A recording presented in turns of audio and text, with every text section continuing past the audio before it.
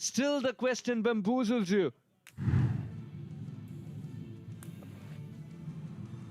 This is exactly what he attempted the previous ball as well. This time gets the toe end and then the leg stump. Smith goes without scoring.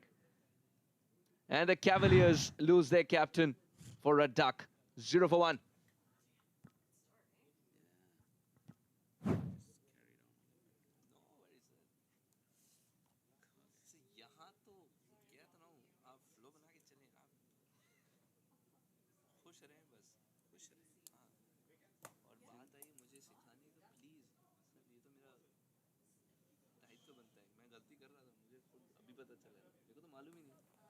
मुझे please समझाएं मैं उन लोगों में से नहीं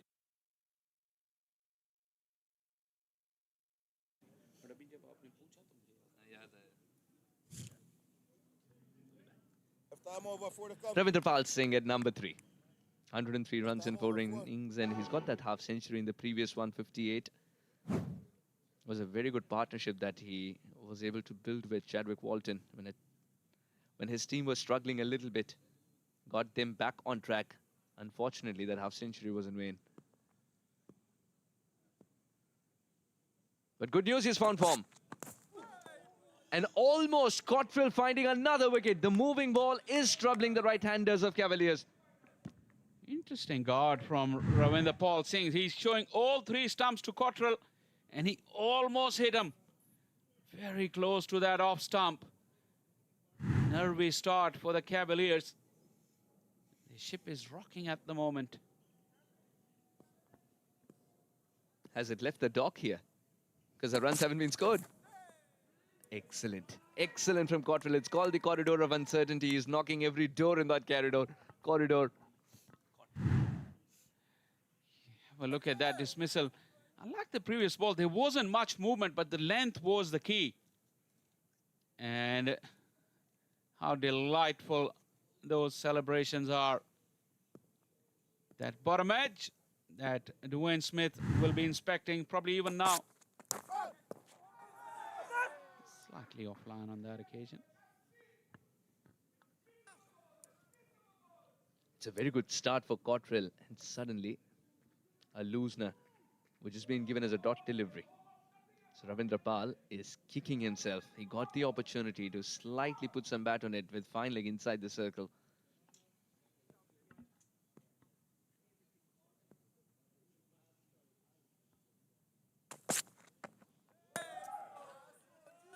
Wake-up call, but Ravindra Pal unfazed. 0 for 1 Cavaliers, a wicket maiden.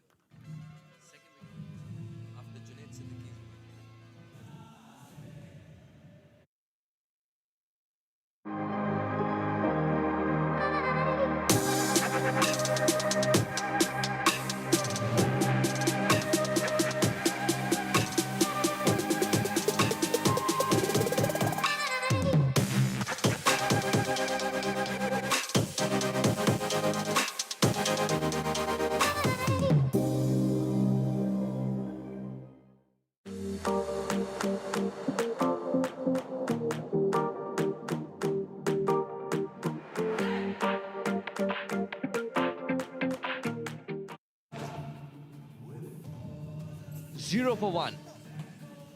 A dream start for the Hurricanes with the ball in hand. It is something that featured the second wicket maiden, Damien Joachim, in the power play. Economy of 6.5. Why not? 3 wickets playing his 4th game. Damien Joachim. We've had 2 wicket maidens in a T20 tournament. Tells you how good the surface has been as well, and how well we've restored the balance between the bat and ball. Well, ball boy. Good start, Joe. First run off the bat. The Cavaliers. Tanmay, who's seen some destruction from the non-strikers, and finally gets strike as well.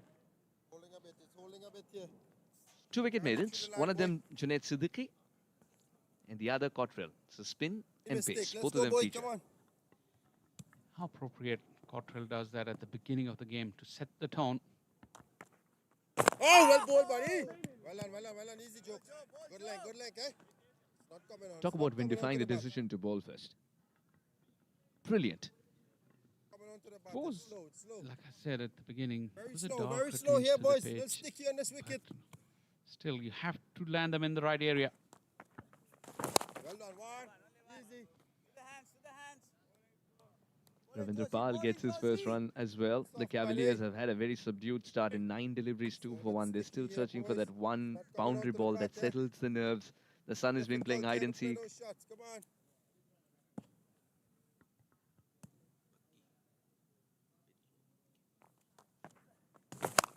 on. Down. Oh, That's come the on, shot man. he was waiting for. That's okay. Will trickle for 4.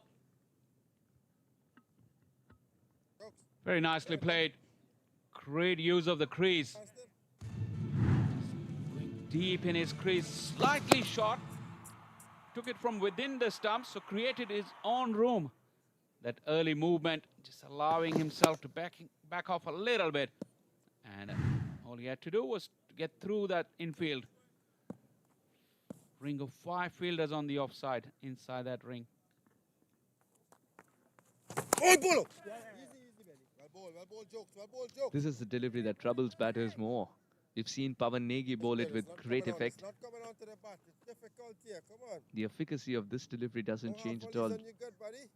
The one that comes back in with the angle plays with the batter's mind, who thinks it's going to spin away, especially a righty. Oh, ball. Samo. Easy. The lure is there for the batters to go through that offside. You just saw that ring. But angling in, cramping him for space. Good finish to the over from Joachim. 2 done. Cavaliers 7 for 1.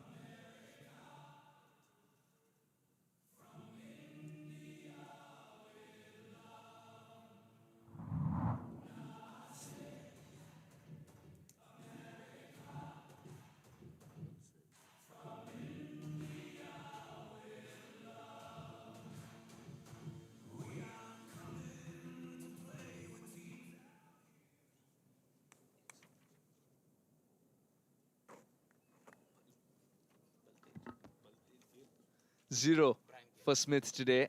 Tanmay and Ravindra Pal trying to resurrect this start.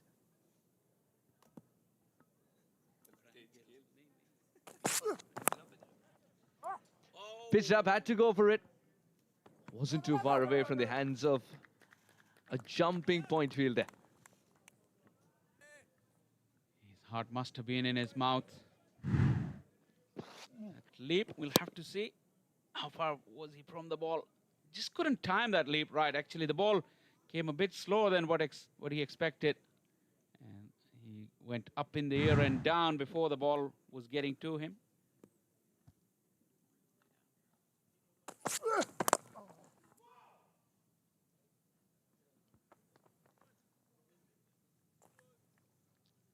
Cottrell took 7 deliveries to concede a run. And very soon you'll be seeing him with the ball in hand as well. Back in the playing 11, Ben. He's very, very prolific in his heyday. Still looks good. Just played that first game. But since then, captains have realized that spin has played a part in this tournament, and especially in the middle overs. So they've got Joachim to bowl inside the power play. And probably Ben will come in the middle overs.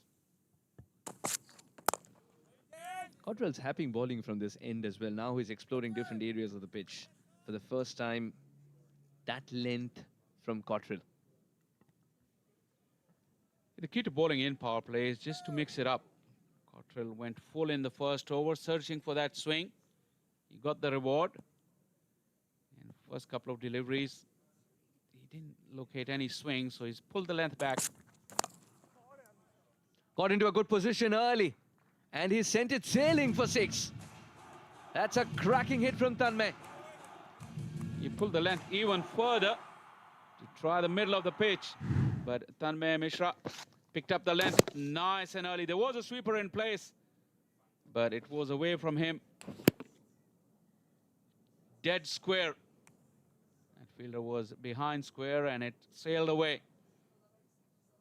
Good bit of fight back from Cavaliers. They needed that after that early jolt of losing the skipper.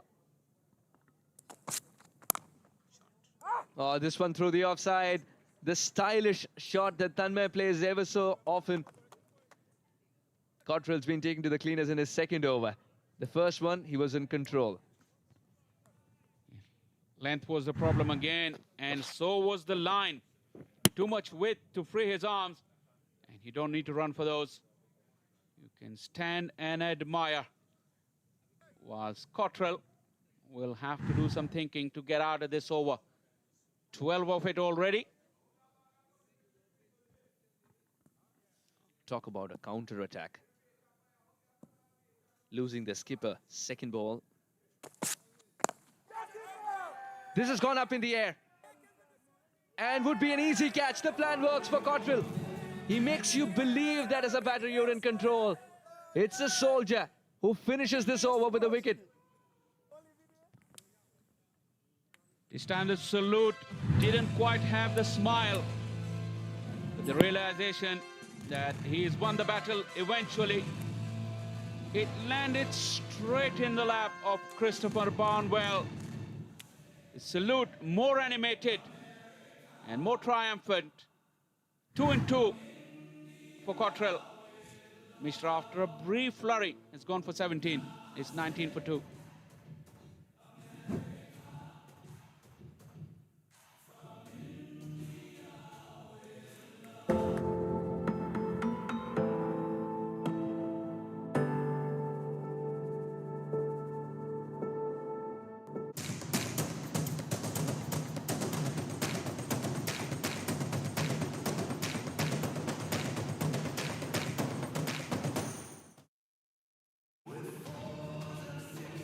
Three overs gone, 19 for 2. And Joachim will also continue from that end. And Chadwick Walton, Mr. Consistent, walks out to bat for Cavaliers. 2 half centuries for him and on the trot as well. Well, he'll have to do it all over again. The form man is in. Inside the power play. Something all these top players, they like. Because if he can get away to a start inside this power play, still 3 overs remaining, then he can really look for a big one. Chadwick Walton. Yes. Well, ball. Closer, closer. No width, no width. It's not coming onto the bat. Ravinder Pal, in hindsight, is realizing he could have played it inside out. One of his favorite shots as well. Yes. Last over we talked about how the batters are inured to hit the left arm spinners through the offside, but that is why Walton is here. Cramped for space, couldn't get his hands out in front to get that proper swing away. That's why it went behind square, and that's where the fielder was.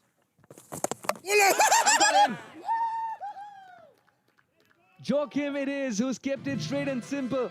Ravindra Pal in 2 minds. I thought he wanted to nurdle it to third man, and at the same time wanted to cut it as well. Ravindra Pal, what have you done? 2 of 11 is just not good enough. He was playing the waiting game. He believed in himself to cover up. Not happening today. Very, very tentative, Ravindra Pal Singh, and that led to his dismissal. Really couldn't find his rhythm at all, but have a look at that, which is just about the first point of contact with the ground. Something has to be behind the line, even if it's in the air. That's what the regulation is. And it looks like it will be okay, only just. As a couple of movements, even before the ball arrived, Ravindra Pal Singh was very tentative throughout his innings. And he will not want to watch this replay again. A disappointing knock from the Canadian man. Gone for 2 is 19 for 3.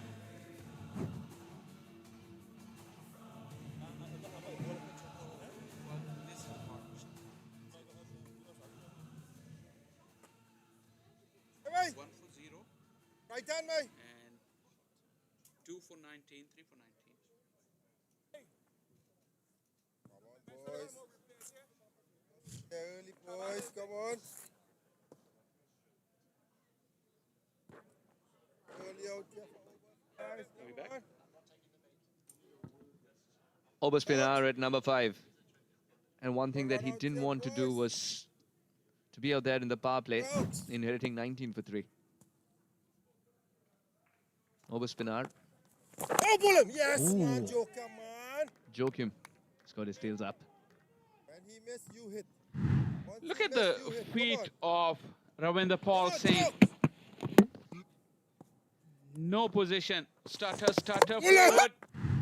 Just the hands. Pina goes up and over. And how easily done.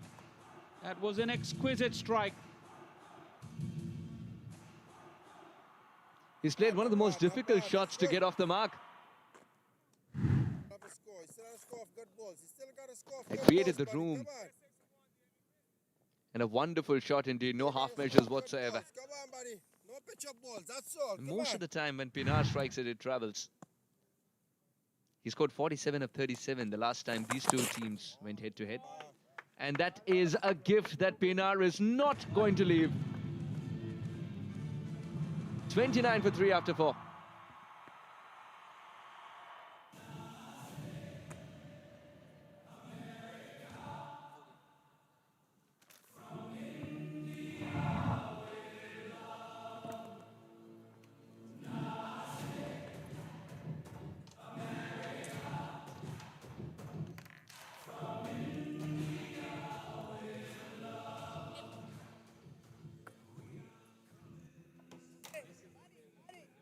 Left time round.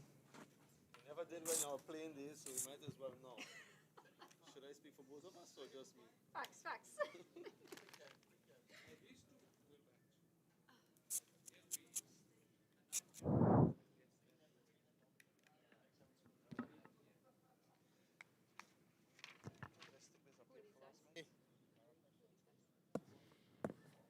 Starting to get a crowd in for this big semi-final matchup. Oh, As yeah. Angela Pereira comes in for his first over, joined alongside Samuel Badri. Good morning. Good morning, Monali. Yeah, confirmation that Angela Pereira, another left-hand orthodox in operation. A brilliant start, though, from this team with the ball. Bit of flight on offer, but it's the wrong line. Angela Pereira is going to get put away for a boundary here. Wants to get Chadwick Walton off the mark. Yeah, disappointing delivery from Pereira. Given the way things have gone, you don't want to present these easy gifts. Last over, Joachim gave one, and now Pereira does the same. When you have a team on the ropes, keep them there, or at least make them play a good shot. And that was going down the leg side and an easy strike. Walton has been in sublime form, the leading run scorer in the tournament, remember? Law of averages or law of recency, which is your pick? There you go, boy. Yeah, he's come out with quite a bit of form in this tournament as a whole. A lot of confidence. He's saved his side on multiple occasions. Today, they need it more than ever in this must-win semi-final. No, run out, down. You got it. Well done, well done. Easy, Joker. Easy.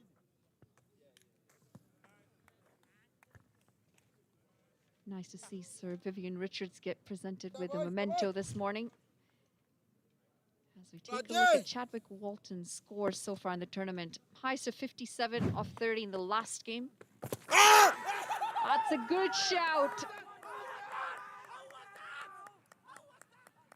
And the umpire says not out. Just wondering if there might have been a bit of bat on this. It was a celeb appeal. He wasn't looking back, he was just celebrating. Was there a bit of inside edge, too much angle perhaps? Yeah, look at that, he hasn't turned back yet. Now he does. And to his dismay, umpire is unmoved. 33 for 3, all threes at the moment. Hey, boy. A decent over from Angela Pereira. Just the 4 runs coming off of it. 5 overs gone. It's 33 for 3.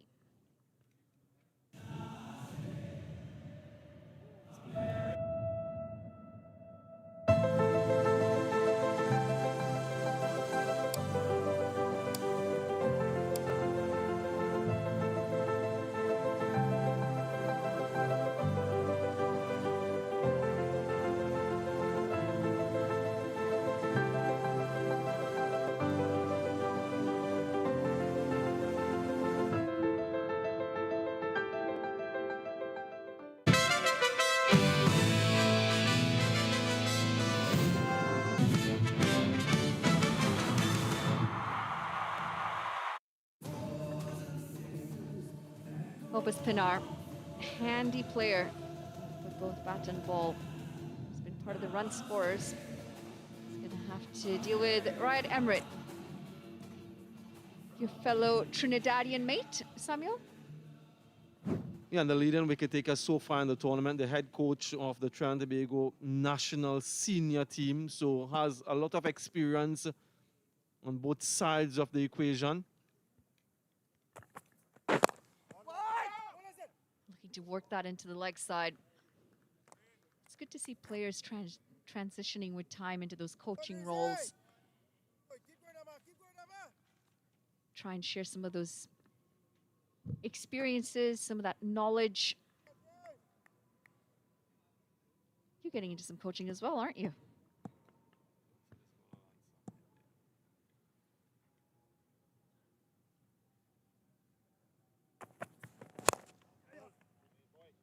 Yeah, you're absolutely right. It's nice to see the former players transitioning into other fields, but I do think that there needs to be transitional support. It's not easy moving from a player into a different field, whether it is as a coach or a commentator or an administrator. There must be some period of training where these guys are given some experience, whether it is at the lower level, before they elevate themselves. Sometimes I think they're rushed into positions that they're not properly equipped for, and so their success levels are quite low. So in as much as you want to move on to another field, that transitional support is so important. Yeah, could not agree with you more. This is poor. This is poor in the field as they squeeze 2 runs out of that delivery. Yeah, I do quite a bit of coach development stuff myself, and I could not agree with you more. You see that it's not always the best players that are going to end up becoming the best coaches. Soft hands from Chadwick Walton this time.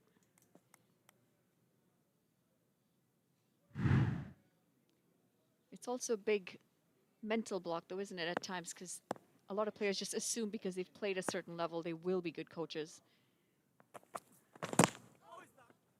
Yeah, and as you would know, as a master educator yourself, Monali, how much different it is from playing and coaching. Coaching is such a complex task, quite apart from the cricket skill, the batting, bowling, and fielding, the strategies and the different elements of game awareness, and more importantly, man management.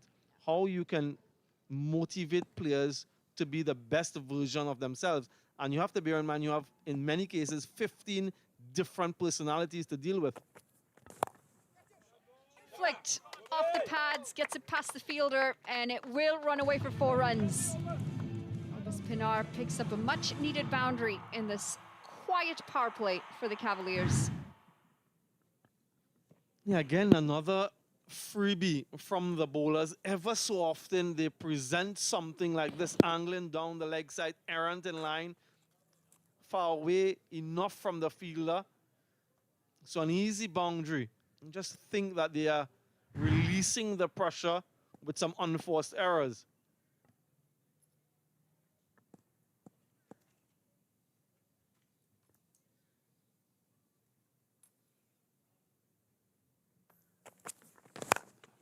Goes aerial this time, down the ground, does not have the distance, and make that wicket number 4.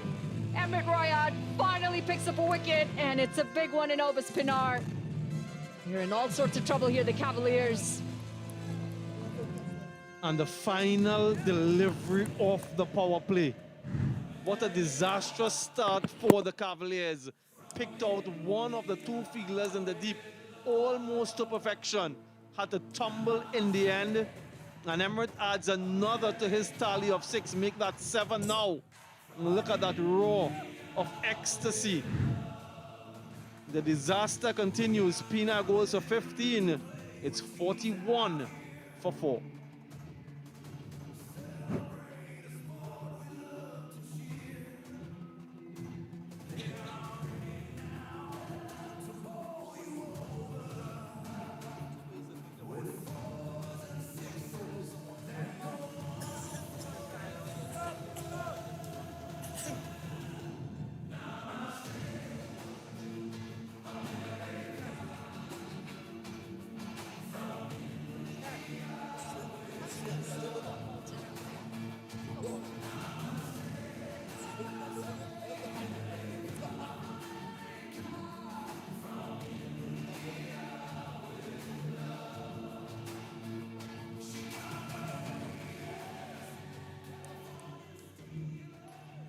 That's end of 6, end of 4, play 1. End of 6. 41 for 4. And they've continued to tumble, the Cavaliers. Brian Gale walks out to the middle in a situation that's difficult at the moment. End of the 6-over mark. End of the power play. So there will be some more gaps in the field for them to be able to rotate the strike. But they've got to rebuild here. That starts well, Angelo Pereira. And they're looking to come back for the second, and they will get it again. Fielder deep on the boundary. Yeah, the wicket of Obaspina made it the equal worst power play of the tournament. 41 for 4, the Steelers got in game 1. And now today in an all-important semi-final. Remember, if you lose, that's the end of your journey. They didn't need this start. Come on, boy. Oh, yes.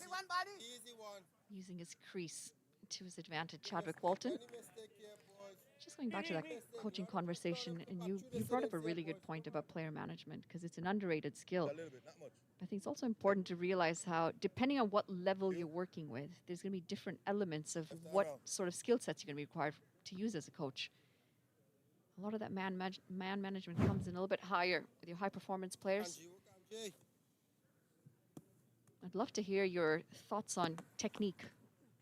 Oh! Kanji. Yeah, I think for the most part, once you've played the game at any high level, you understand technique, right? For me, it's the other skills, the softer skills that are brought into question, like theories of motivation. Do these coaches understand what it takes to motivate players? Do they understand, for example, Maslow's hierarchy of needs theory, and making sure that players are comfortable enough to perform and they're not worrying about minor things that can be put in place? Do they understand periodization, for example, the macro and the mesocycle? How do you plan coaching sessions for the duration of a year? Or is it just about coming and doing the same things over and over and becoming boring and monotonous, and there is no skill development? So there are so many different elements to coaching. I wonder how many of them really understand and study it well enough. It's a much more complex art than people assume it is. That's going to round off the 7th. It's a quiet one, 46 for 4. So much more to coaching than people realize.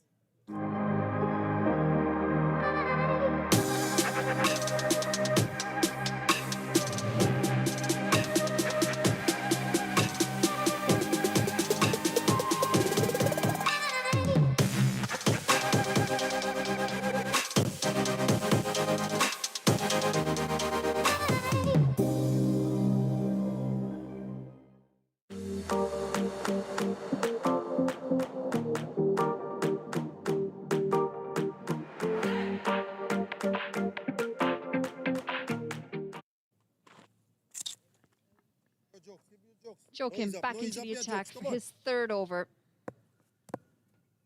Picked up the big wicket of Ravinder Pal Singh. Yes, well ball. Half century in the previous game for Ravinder Pal Singh. And just 2 off 11 today. A quick question for you, Manali. You've been involved in coach education for some time now. What do you look at in those coaches who are coming through and training, and maybe to foreshadow who will become the better coaches? You know, it's pretty basic. It comes down to their philosophies. And if they're not really open to philosophies that are conducive to the modern game that we play, you're going to see them struggle. It's also the willingness to learn. You know, we talk about players evolving with time. Coaches is the same thing. You've got to take it on you to be lifelong learners. Oh, Jesus, please. And there's no I as a coach. You are merely a part of that team. And it's not about you, it is about your team and their needs. Oh, yes, man. That's your leg, buddy.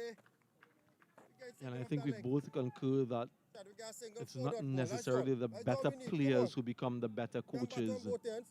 Sometimes you find those lesser established players who have that desire Oh, the jeez, coach and that hunger to do well in a different sphere, they become some of the best coaches on the scene.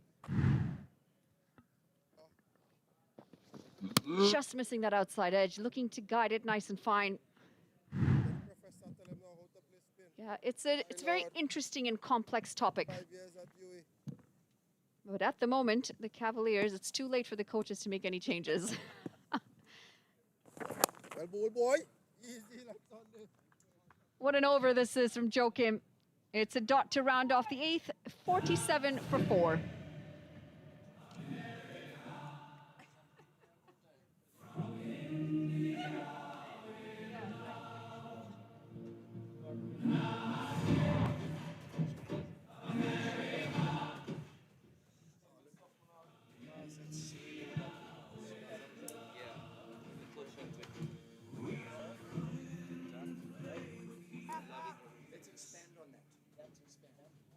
I don't think I am qualified enough to expand on that. Manali, come, need your help. Good, Angie. He wants to expand on that. I'm not qualified enough to expand. Easy, that's it. 47 for 4.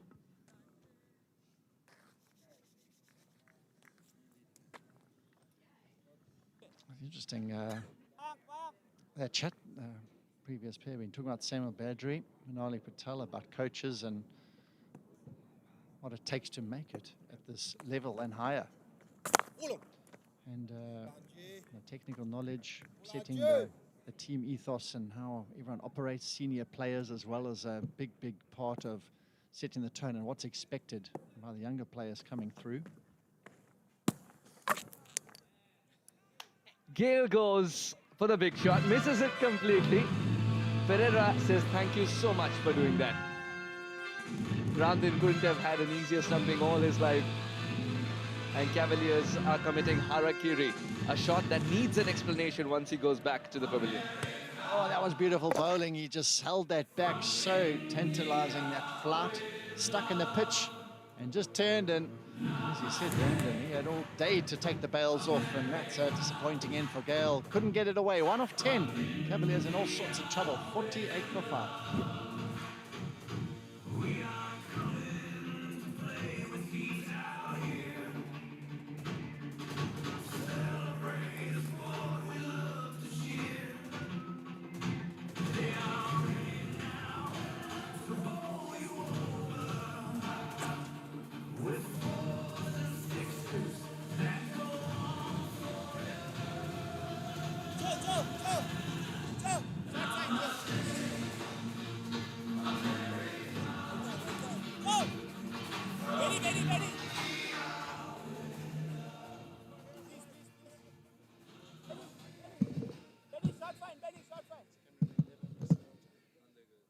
Short fine, please. Fine, please. 48 for 5 in 8.3. Pereira picks up a wicket as well.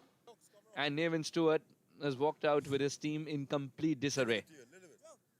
Today he'll get a chance to bat as long as he wants and then get into the mood that he usually comes out to bat in. The big shots. Right now it's about consolidation. It's about a partnership with Walton. Previous games, he's walked in with a couple overs to go here, and he's got double figure overs to get through here. So he's going to have to hang in there with Walton here.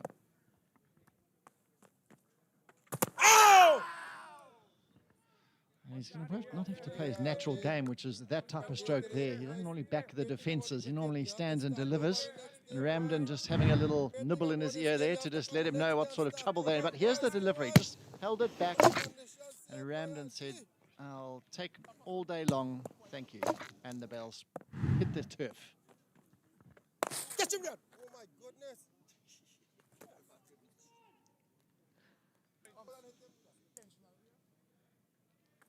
Terrific delivery, that too. Angie.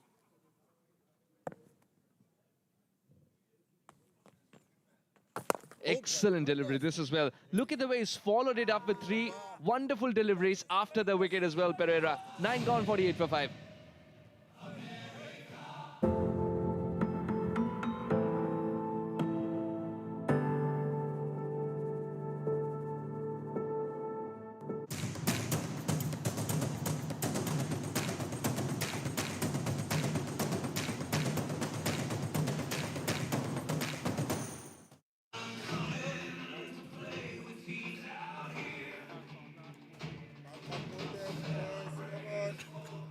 48 for 5.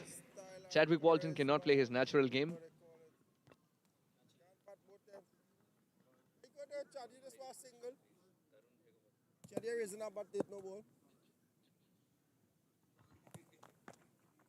Yeah, easy one. No, not today. Never, not by youngster. On the cusp of a half century, which has been a big struggle for the Cavaliers in the semi-final. They wouldn't have wanted such a game, such a start in the semi-final. A pillar of support for the league. Mayor's New World T20 with Sushma. Miss Sushma Mathur, she's been there ever since the inception of the league. Or rather, the conception of the league. Outstanding. Visionary, the true sense of the word. Miss Sushma Mathur. The Cavaliers reach a half century. But the problem's been the wickets column, Mr. Kent.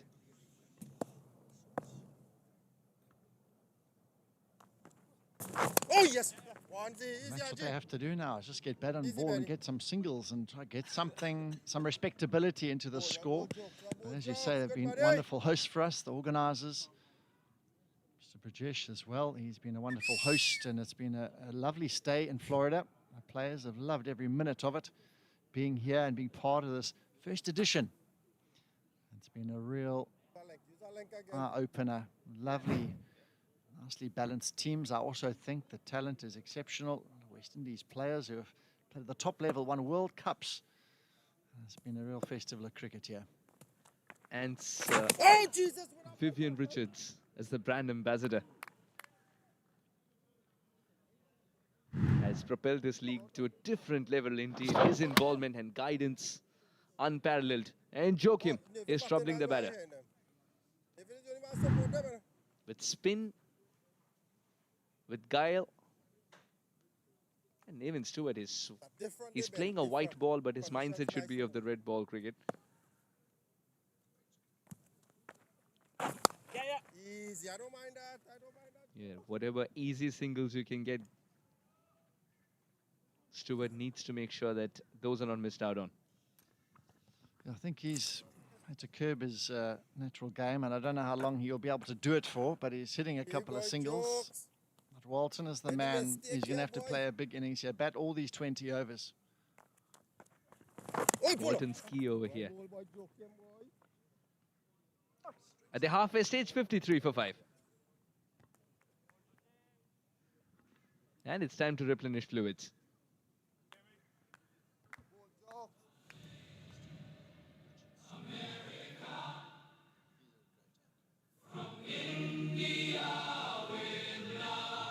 So after 10 overs, 55 for the loss of 5.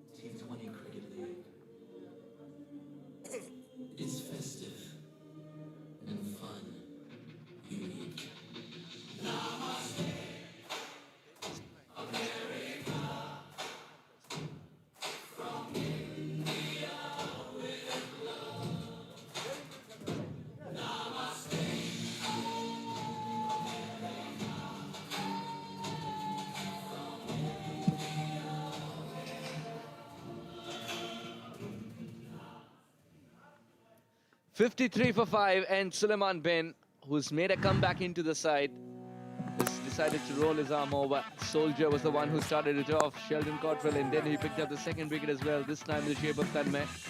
The change in length worked, sudden burst of pace worked. Grabbing the ball, not in two minds, I thought, as he played all around a pretty straight delivery. The catching has been excellent today from the men in green, and Lendl Simmons will be mighty proud of this effort. And Angelo Pereira as well. Slow, loopy, enticing the batter and getting the better of him. 2 wickets for Cottrell, Joachim Pereira, Emrith, 1 apiece. Right, Solomon. Let's play. Catch it! Full toss from Suleiman Ben, but straight into the hands of the fielder. It's Chadwick Walton, who's got out in a manner that he'll be very, very disappointed. Absolutely. Couldn't have said it any better. He'll be distraught with that. Suleiman Ben almost looks sheepish that he's got a wicket with such a poor delivery. Full toss, a real loosener. Could have almost hit it anywhere. Flat. Still got to take your catch though, and they made that catch look very simple. And that is a hammer blow to the Cavaliers. Top run scorer for them and the tournament. He's got to go. That's a big loss. 15 for Walton, Cavaliers 53 for 6.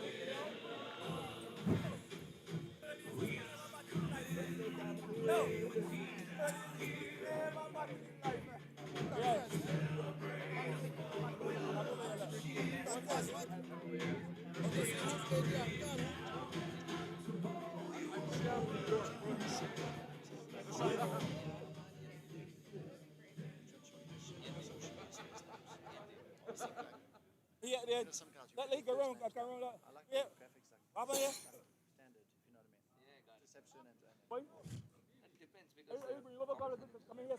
Kesrick Williams. Today he gets an opportunity to go beyond his best score. 10 overs of play left here. Left time round, 5 to come. 53 for 6, and Ben, Time round, 5. what a dream comeback. It seems innocuous, a full toss, but when it comes from that height, it still has something to trouble the batter.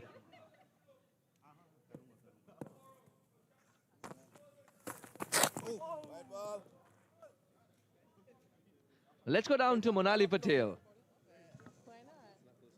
Thanks, Suhas. I'm in the stands at the moment with some fans who are taking on a new sport. Some of them have kind of had the chance to experience cricket, and some of them are first-timers. Are you a first-timer, or have you had the chance to get exposed to the sport? I have to admit, I'm a first-timer, but I was definitely locked in when India almost won last year. Almost. Yes. Okay, well, Sad and that loss. was right here No. On the TV. on the TV. Okay, Yeah. well, what do you make of this tournament and this experience today? Honestly, I'm having a great time with my friends. It's a new experience, so I'm glad to be here. So are you trying to say that there's potential that we can get more Americans involved in the sport? Definitely. I have a whole campaign idea in mind to get more Americans involved. Campaign idea. I hope the tournament organizers are listening to this one. Incredible. I'll just get you to pass the mic down as well. Okay. Now, you're not a first-timer from what you've told me, yeah? No, I came earlier in the summer. I was watching the Freedom and the Orcas play together. It was really an electric match. So this is actually my second match that I'm coming to. So you have watched an MLC game. You've seen how incredible cricket is growing into this massive sport in the U.S. Cricket's in the Olympics as well, and the U.S. has got a spot in there. How does that make you feel? It makes me feel actually amazing as an American. I think that the way that we can come in and take over a totally new sport that's all around the world, and it started off in the UK and spread so quickly and picked up so fast in India, throughout Oceania and New Zealand and Australia. I think it belongs here in the United States, and that the Americans are building out a team for the Olympics is absolutely incredible. Well, I'm not sure if you know this or not, but the Americans are actually pretty decent at the world stage, both men and women. I had So no we're idea. getting there. Yeah. I guess we've got a lot to learn, though. Yes, absolutely. I'll get you to pass the mic back as well. Any one of you guys. So what's been the most exciting part for you so far in the game? Really been learning. I mean, this is my first. It's much different than I thought it'd be, but it's a lot more exciting. The people are great, right? The fans are great. You know, I've played a lot of other sports, and I got to watch a lot of other sports, so it's an enjoyable time for everybody, and I'll definitely be coming back. Absolutely. Now, I always hear about the comparison between baseball and cricket. If you were to compare the two, are we trying to grow on it a little bit? Like, are we just starting to inch over baseball, you think? I'm missing the hot dogs, right? That's been a tough sell. I'm missing the hot dogs, but I'd trade it. You know, I could take the hot dog off for one time to definitely come back. So Well, listen, it's coming. We'll work on the hot dogs, okay? Thanks so much. I hope you guys enjoy the rest of the game. It's back to you guys upstairs. It's always wonderful spreading the game to different parts of the world, and definitely the Mayor's New World T20 has done that in the US.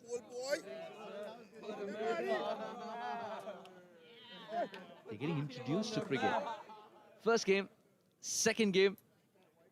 He's been to 3 games. Oh, they're sitting all in order. Like them fist pumping each other, they're showing how to use the microphone as well. I think his girlfriend showed him how it should be done. But yeah, the interest growing, the interest. And the fun element about cricket being here. And you see the banter, the fun they're enjoying out in the sunshine. There's no better place, Florida. Tell you what a place this is to play cricket.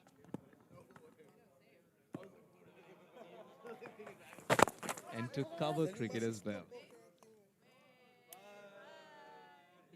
And as far as the Mayor's New World T20 is concerned, excellent scheduling too. You got a day off. What did you do? So much to explore.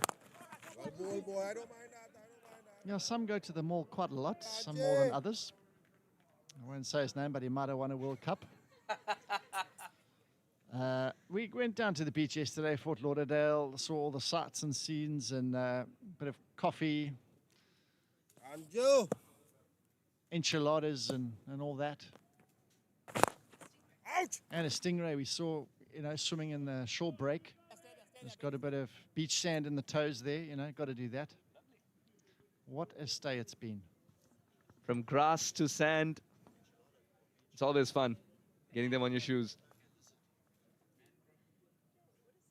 And for everyone watching, don't miss the Everglades too.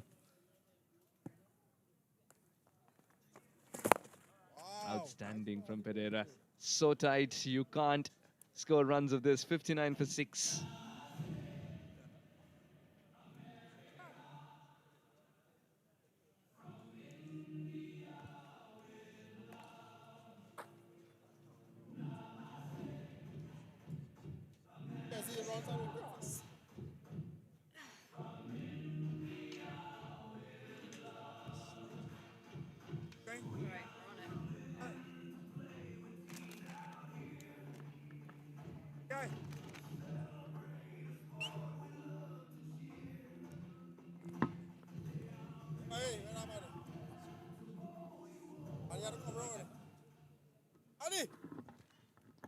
Beautiful, sunny Fort Lauderdale, enjoyed by Brijesh Mathur.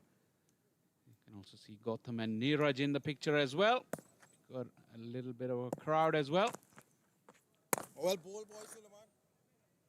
59 for 6 doesn't look pretty for the Cavaliers. But everybody has been talking about the excursions yesterday on the day off. Players had a quiet day. Comms and the broadcasting, they had their fun. Welcome, Manali.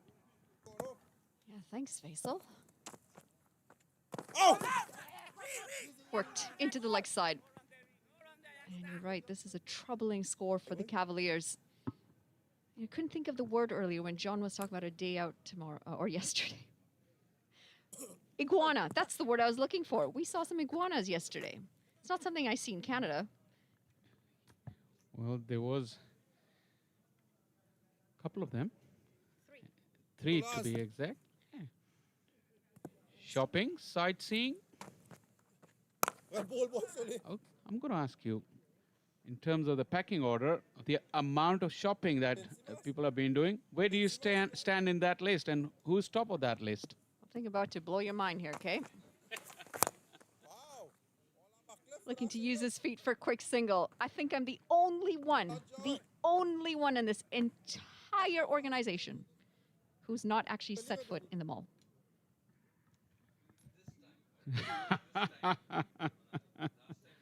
Is it because Canada, you get cheaper prices, good sales, good quality? What's the reason? No, I just don't need to buy anything. I know it's odd hearing it from a girl. Like I'm sure it's not matching the stereotypes. Some more, keeper. All right, easy, But easy, some easy. of us just don't need to shop all the time. I mean, we're not going to say the name again, but one of us has definitely lived in the mall.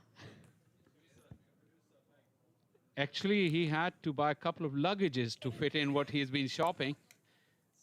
And certainly we're not going to name. A World Cup winner may sound familiar, but no, I'm not taking any names, no.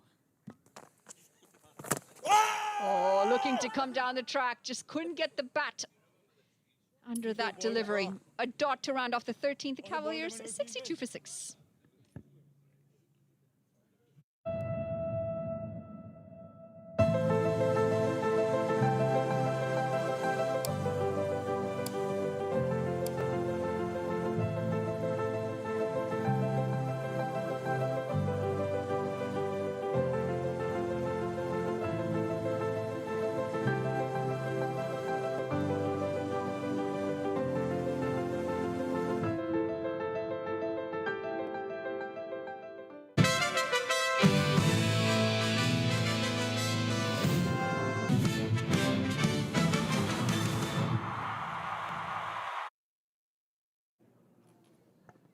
It's always nice to see a crowd at cricket, and a great chat earlier with some of the younger crowd as well.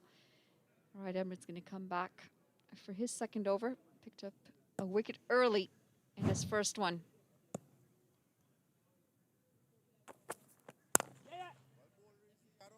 Yeah, the reason I say it's always good to have a crowd, especially in the United States of America, it's a sport that's growing pretty quickly.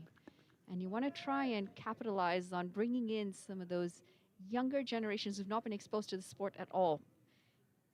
Try and bring in that love of the game, and it just spreads from there, doesn't it, when it comes to developing the sport? It definitely is nothing like experiencing a live game in the stadium, in the arena. Is always a challenge to get crowds in. But it's good to see. We have a few people in attendance today, and the kind of cricket we've seen in this tournament, it really deserved audiences.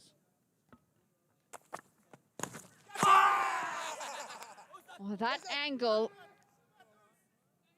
is going to take it right across the stumps and past the pad for a wide. And I'm quite perplexed as to how they actually think they have a chance on this appeal. Well, Emret is suggesting, and so is Dinesh Ramdin, that the ball clipped something along the way. Anil Chaudhary is suggesting the bat hit the ground. Have a look. It did look like it touched the calf on the way through. Umpire didn't see it the other way, and he called it a wide. Down the track this time. Brings the shorter one and the shorter one, Emret. And it's popped up into a safe part of the ground. They're really struggling with the bowling here, the Cavaliers. That length has really troubled batters. Once again, onto him quite quickly. Although he was approaching down the wicket, but Emret still rolling back those ears. Got a wry smile on his face. Testament to the pitch as well. Bowlers have been able to extract good bounce when they're bending their backs.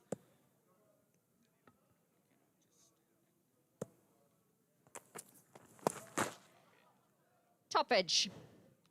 A healthy edge and a lucky edge to go away for 4. At this point, they're going to take them however they come. David Stewart is a very capable bat. Although it didn't come off the middle, got himself cramped. That inward angle from Riyad Emret. You see the hands never quite got out.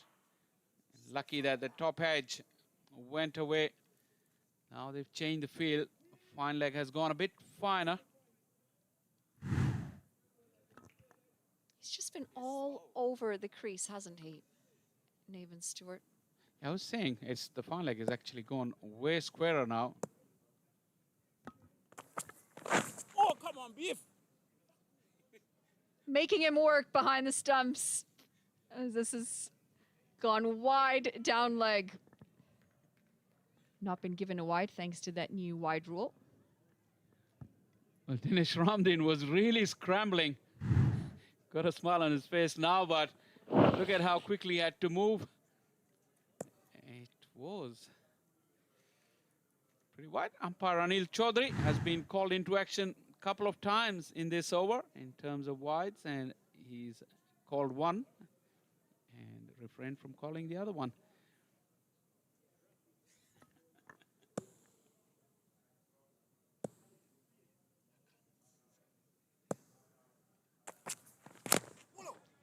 To miss it again, mistimed, and another dot. I believe there's still one more delivery to come in the over.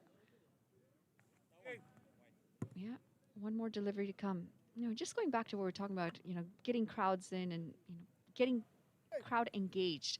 It's an interesting point that one spectator made about missing the hot dogs. It's a big part of American sport here, isn't it? You would know a lot about it. It's my attraction for going to any sport, even if I don't know that sport. Right through the gate, and that's going to be Timber. Picks up a wicket off the last delivery of the over, and that's going to be the end of Nathan Stewart's innings. They continue to dig themselves in a deeper hole here, the Cavaliers.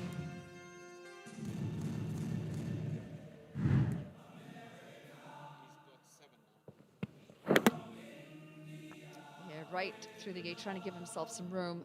Stewart, and sticking to his line. Gets it nice and full. And that's going to be the end of Nathan Stewart for today. 12 of 19. Cavaliers, 69 for 7.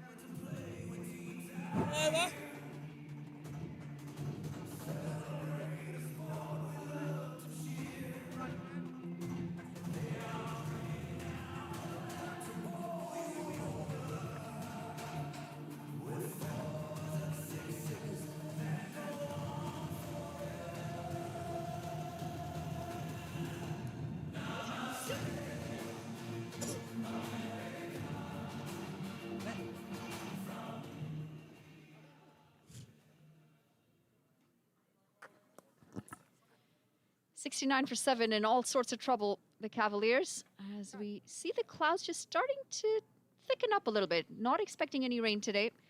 It's supposed to be overcast. Stop short of making any predictions about weather. It's going to go the other way around. I am just conveying the message. What's happening?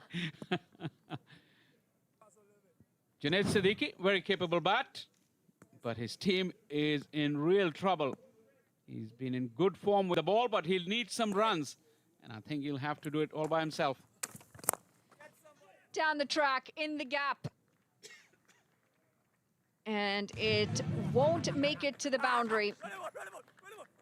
Good stop, and they have come across for a couple of runs here. Jeremiah in the deep, keeping it to a couple of runs. Just get a quick boundary check as well. Right start from Junaid. That ball got stuck under his body. You have to see if anything was in contact with the rope. Nothing at all. Excellent work from Jeremiah. That is superb stuff from the Hurricanes. Playing a few mind tricks to Suleiman Ben.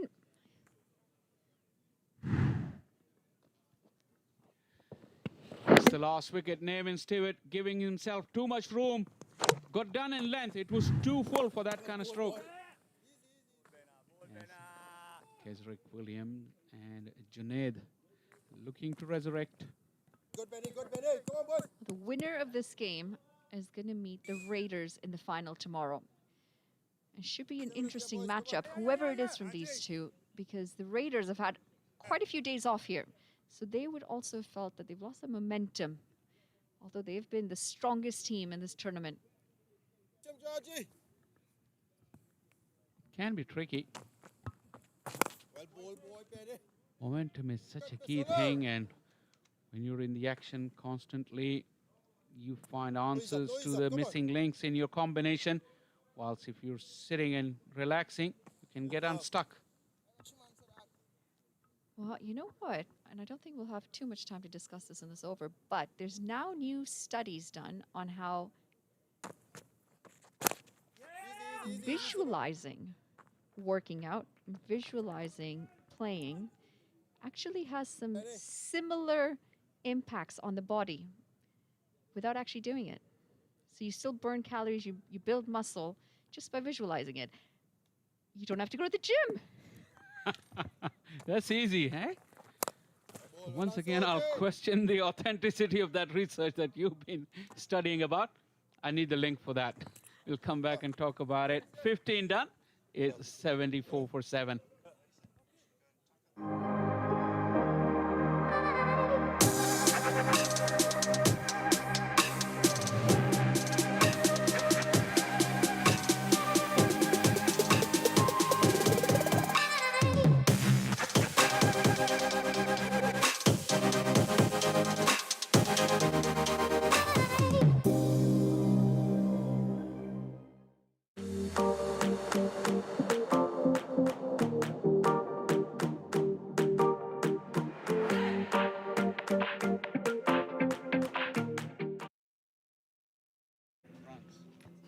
Back in the action, and it's a soldier who's back. Coming in for his third over. And we will continue that visualization conversation, Faisal, because there's apparently a lot of research done on this. So I know you like to nap a lot when you're not working. Maybe instead of napping, you should visualize working out. And then you don't actually have to go to the gym. You see, you just have to visualize it, and all of a sudden you start to see abs come in. Life can be a lot easier if visualizing gains you the results that you want. Well, on a serious note, though, I've seen a lot of cricketers take up that thing too as well. So a few years ago, there was a famous footage of some players visualizing what they want to go and do that in the middle. Come back and finish it off. And as we watch this single, during the game, same situations did come across, and the broadcasters on that occasion played the footage of the visualization and the actual happening. So cricketers are believing what you're saying. I better start believing as well. You've got to start at some point. I can tell you it didn't work very well for me. You know, I'd visualize all these incredible knocks that I was having out in the middle. Didn't always reciprocate on the field. Maybe I wasn't visualizing well enough. You were visualizing before that research was carried out.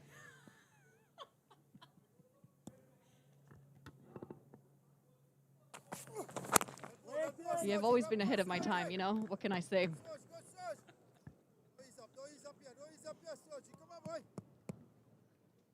Is it called bragging or what? Bragging? Never, never. Like I said, it's always about the facts. Facts. As Samuel Badri told me earlier, he rates himself just under Sachin Tendulkar. Is that with the ball? No, his ability to be not ambidextrous. You know, Sachin did bowl quite incredible bowling spells in his life. So when Sammy's back on the mic again, we'll check if that was about his bowling, Sachin's bowling, or Sachin's batting. Interesting. Interesting indeed. As we get back into this action on the field. That's well bowled.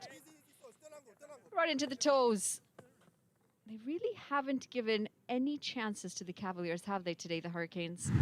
Been spot on. Great angle, great length as well from Cottrell. He's looking for that one more wicket to join Emirates at the top of the pile for the tournament. Still go 8 more deliveries potentially.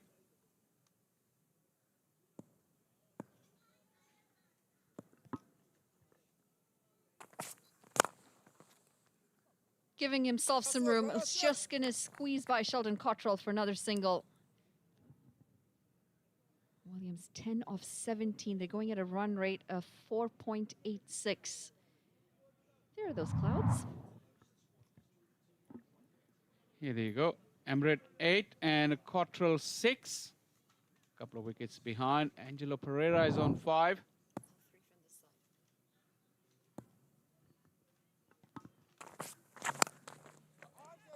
Worked into the leg side. That's a really interesting graphic too, isn't it? When you look at those 3 bowlers, all from the same side. 16 overs gone, it's 78 for 7.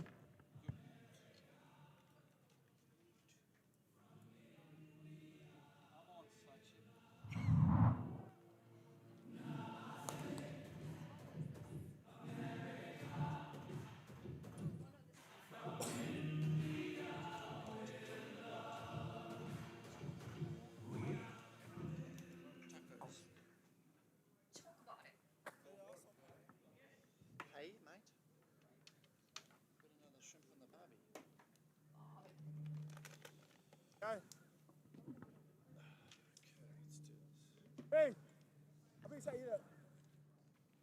There's the man top of the pops. Right, Emirates, 8 wickets. He's been in the game again with 2 more today. Cottrell, he's trying to keep up with him, hot on his heels. He's got 2 wickets of his own today. So their seamers have been superb and their spinners as well. Then into his 4th over. Look at the spinners utilised so far. They've been outstanding. Pereira, Joachim as well. There he is in picture. He had a wonderful spell. And they really have set the tone earlier. That's wicket off the 2nd delivery. It goes a long way, setting the tone, knocking over the opposition captain as well.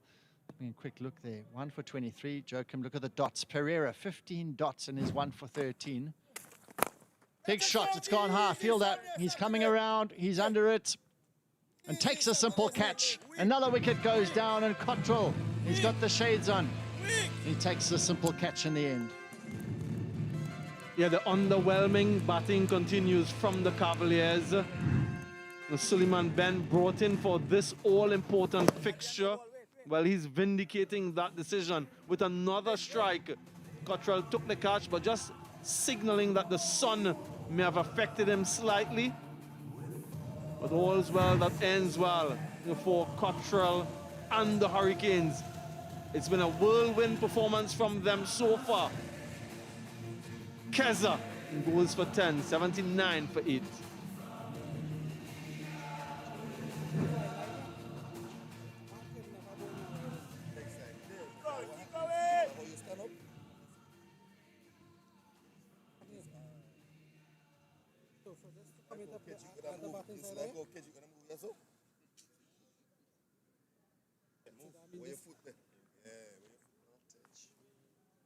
Still tough. Still, I see him. That's what we usually call it anyway. No, I know. What I'm saying is that's what we usually call it. Don't lick your foot. Next time. Belter Singh comes in at number 10, 8 wickets down, and it's all falling apart here. Never would he have thought to be coming in with 3.5 overs to go. And he looks a little bit ungainly with that first stroke through the offside. He's probably thinking, why am I here? But this is why. That's really a check shot from Kesrick Williams. Off the mark, Baltage, but they're struggling. The struggle has been on ever since the first over. Look at the high elbows. Everything was good about the stroke except the timing. Gleefully accepted by Sheldon Cottrell.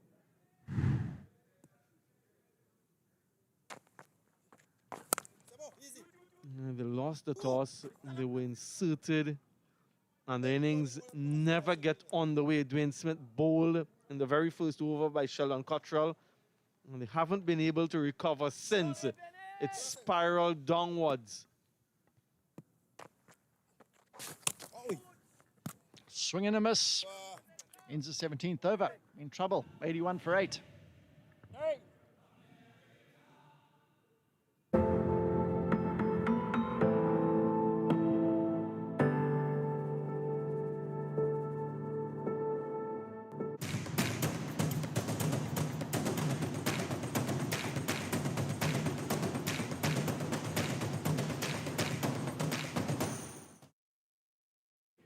She left yesterday, I think.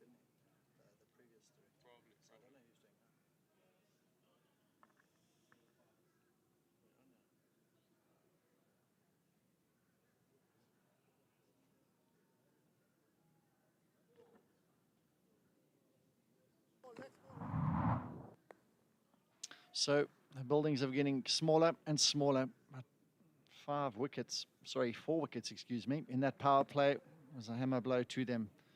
And the loss of Walton as well in those middle overs. Here's an interesting stroke.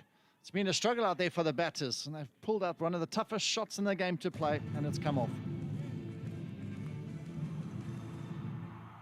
Yeah, Junaid Siddiqui with something innovative, predicted the length, and we've seen these types of shots more often in the game, in the contemporary game. And just getting under the delivery and helping it. A couple bounces for 4. They're desperate for many more of these. What might be competitive? I don't think anything under 140 is going to be too competitive given the surface. Still a very good surface.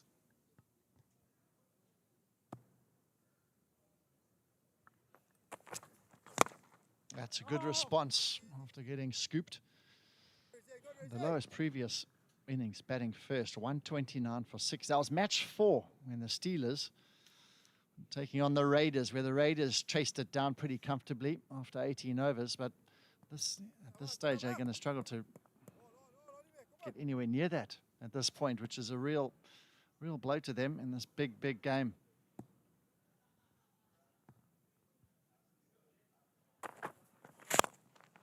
Airborne, and it's found the gap somehow. No one moved. And the ball's going to trickle over the boundary rope. So, a second boundary in the over. Yeah, extra cover looked at mid-off. Mid-off looked at extra cover. And no one bothered to move a muscle. So that's a perfect bisection of the two. He's perplexed that Siddiqui has struck him for a couple 4s in the over so far. And the way this tournament has been played, everybody has beaten somebody except for the Raiders, who has beaten everybody. And so they await comfortably for the final decision as to who they'll play. Well, Emirates has been scooped, he's been driven, and thought he'd try the short delivery this time. These Junaid's taken the fight back towards the bowlers.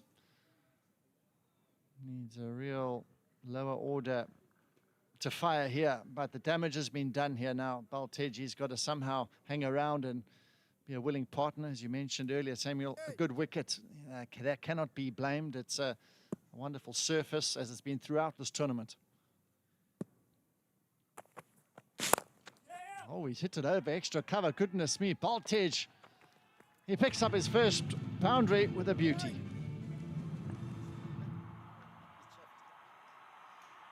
Three 4s in the over now, expensive one from Emirates. And even Baltej is getting into the act. The length again presented, just waited. And a shot of a top order batter over extra cover. One of the more difficult shots to play, in addition to the one from Siddiqui earlier in the over. So these two, a nice little partnership, 15 from 9.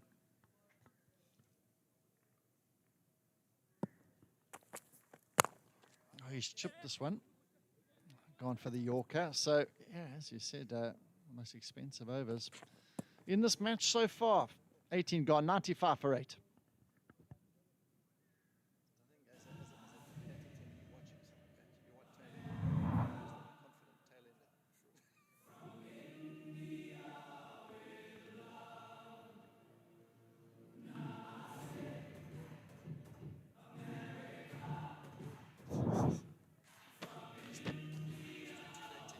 Left arm round.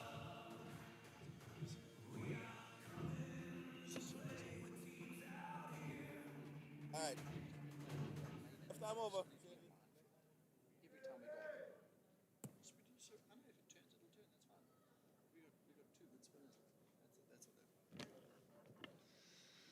So it's been disaster from that first phase into that second phase. That's not good. 7 wickets. And there's still 5 overs to go at that stage, and they've lost another one in this last quarter. And they're struggling on here. Cottrell into his last over. He's carved this one. Baltej, I tell you what, he's looking fluent here. Yeah, he is. I wonder what the top order batters are thinking. I know what he's thinking. Finish off the innings strongly. The Hurricanes, if they can get these final 2 wickets in this over under 100, they'll be very pleased. Or if not that, not too many after. Absolutely brilliant from them. Won the toss and they decided that they wanted to bowl first. And Cottrell started things off with a wicket maiden in the first over.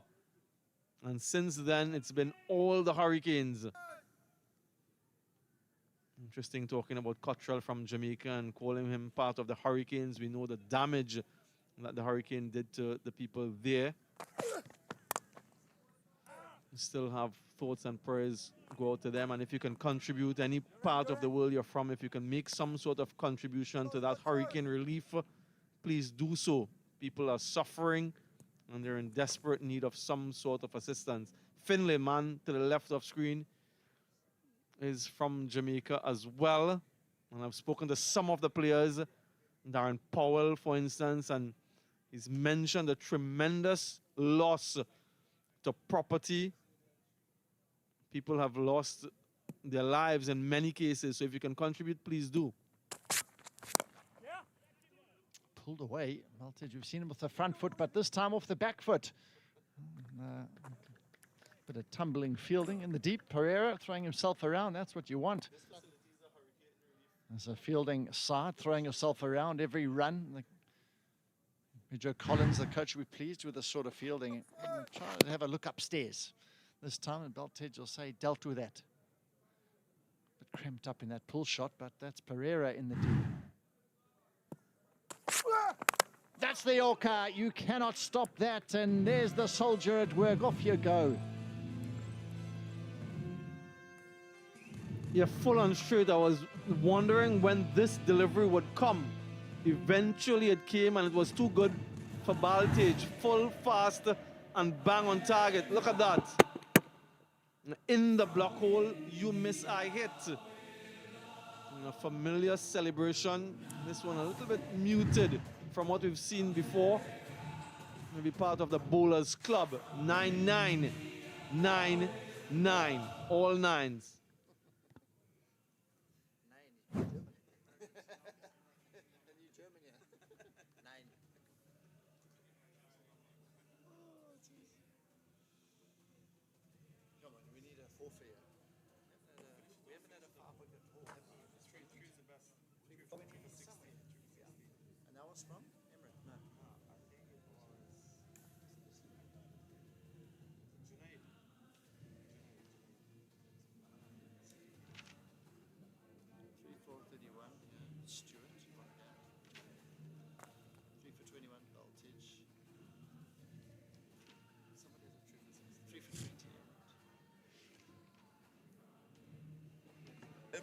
The Jeff Sharp, the big seamer, left armer as well. He's going to be facing a left arm up himself. And Cottrell, he's got his tail up here. If he gets that Yorker on target here, that's going to be innings over, that's for sure. The last Yorker was superb, well directed, good pace. At the end of Baltedge. Oh, I dished up a full toss. I was searching for a replica of this delivery. That's perfect. A little bit of bat on it, I think, that dragged it back onto the leg stump, but either way, it was heading towards the stump.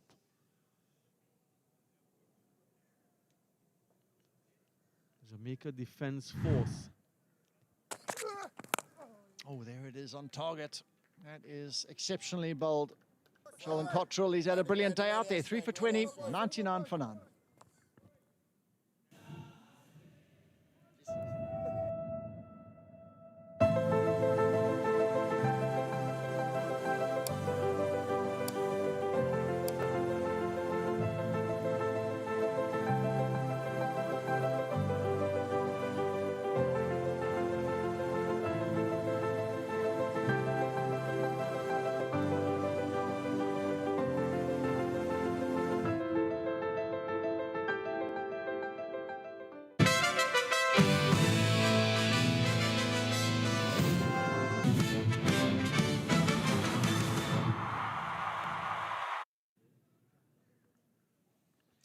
Huge shout out to those sponsors.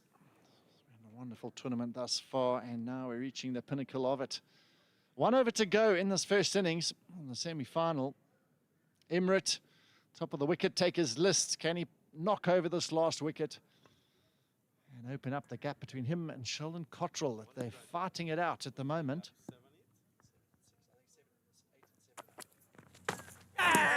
Catch it was called.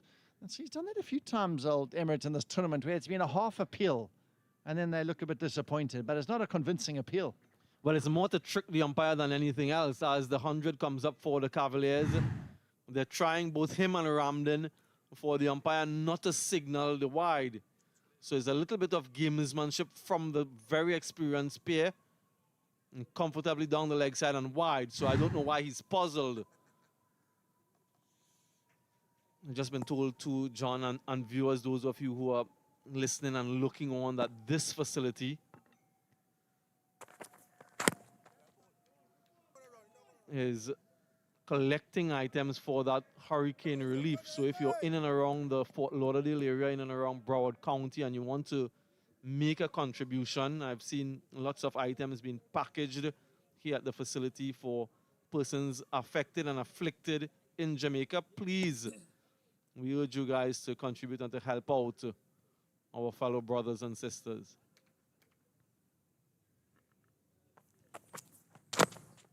Just keeps following him at the moment, and Junaid doesn't quite have the answer. He's showing his hand quite early in backing away from the stumps. And Emirates got time, he's got the experience, and he's just followed him. He hasn't gone for the stumps because that's exactly what Junaid wants him to do, but Emirates just one step ahead at this stage. But as you say, Sammy, yeah, please, if you've got any contributions whatsoever, please pop in the Broward County Stadium. Outside edge, and somehow he's going to make it work this time. He picks up a boundary he's been desperately been looking for. Another one for Junaid Siddiqui. He'd argue that this is skillful, opens the face of the bat and hits it exactly where he wanted to. That's what he'd say anyway. Gets the, as you say, John, much needed boundary, just over 100 now. That's all he can do. Smile.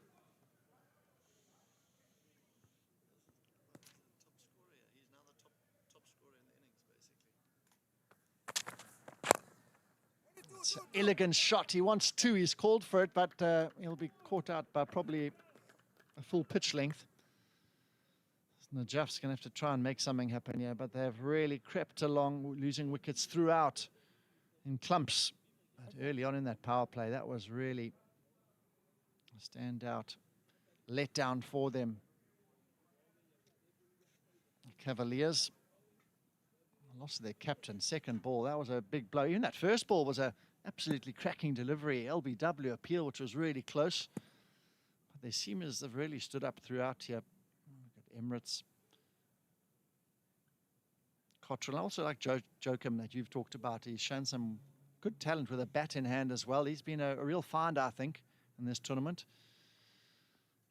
Okay. As well as Jeremiah. That's it. Bang on target, and Emirates. He's had a wonderful tournament, and he cleans up the tail and takes his 3rd. Yeah, another 3-wicket haul for Riyad Emirates. Extends his lead at the top of the pile for most wickets. And I see that list, and I see 6-7 wickets. And for the younger generation, you say that term 6-7, and they just go crazy, don't they? But that's bang on target again, full and fast and straight. You miss a hit, and that's the end of the Cavaliers. Is it the end of their tournament? Well, we'll have to find out not too long from now, but 105 is all they can muster. A little bit of fight from Junaid Siddiqui, unbeaten on 20 from 16, but no batter really got going. It's been all downhill ever since that first over. Maybe even since the toss, because both captains wanted to bowl first. Ground staff have done an exceptional job, even with the manual roller. Let's have a look at this scorecard then. If you're a Cavaliers fan, it's not happy reading.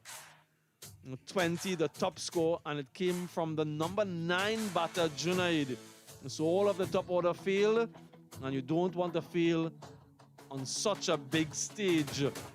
Dwayne Smith fell in the very first over. No fireworks from Walton today, the leading run scorer in the tournament. In terms of the partnerships then, not too many to talk about when you are shot out for just 105, and you can see there, nothing significant.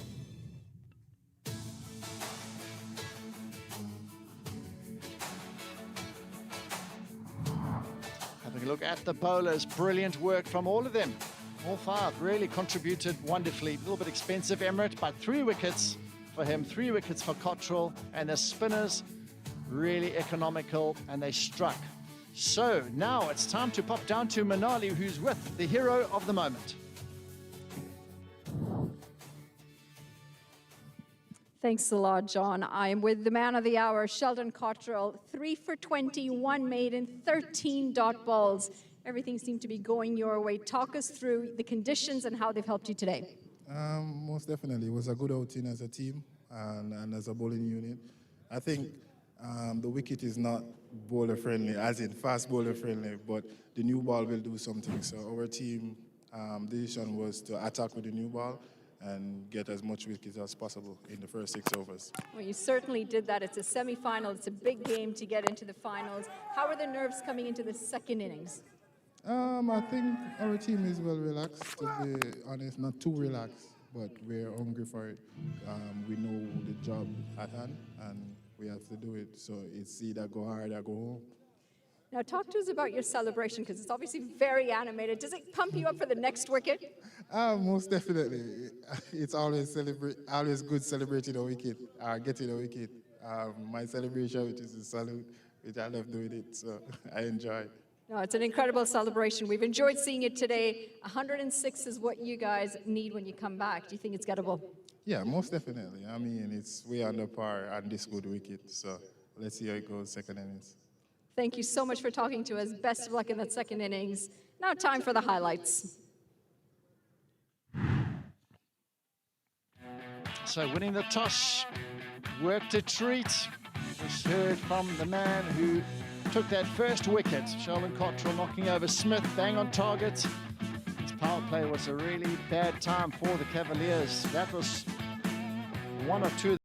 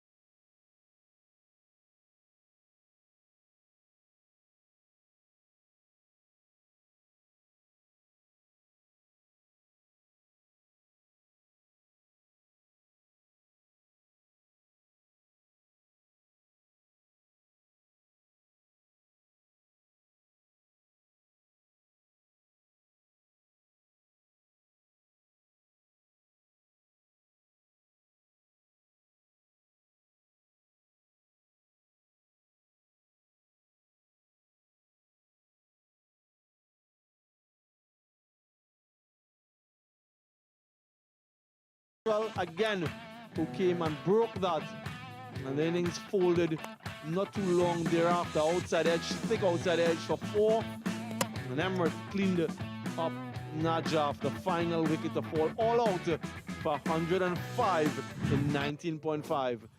It means therefore for a final berth, the Hurricanes, they need 106. We'll have that run chase shortly. Stay with us.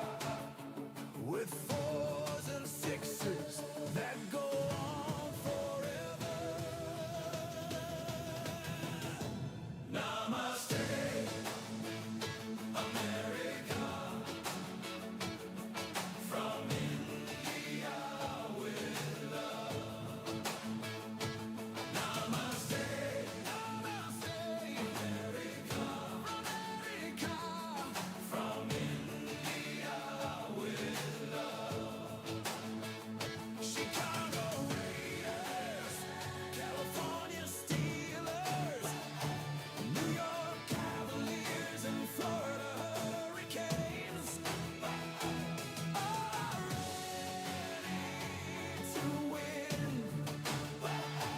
For the battle of the ball and bat is about to begin.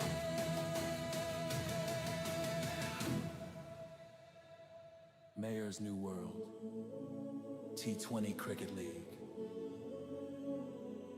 It's festive and fun, unique. Namaste, America. From India with love. Namaste, America. From India with love. Namaste, America. From India with love.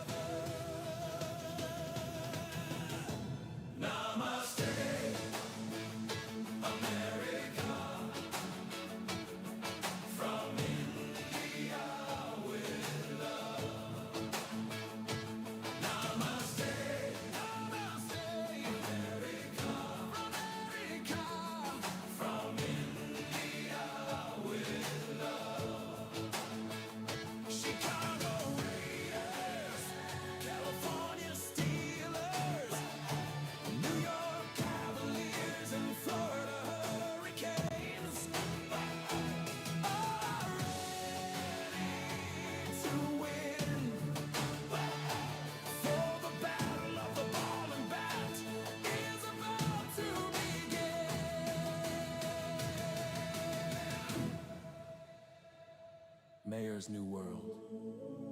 T20 Cricket League. It's festive and fun, unique. Namaste, America. From India with love. Namaste, America. From India with love. Namaste, America. From India with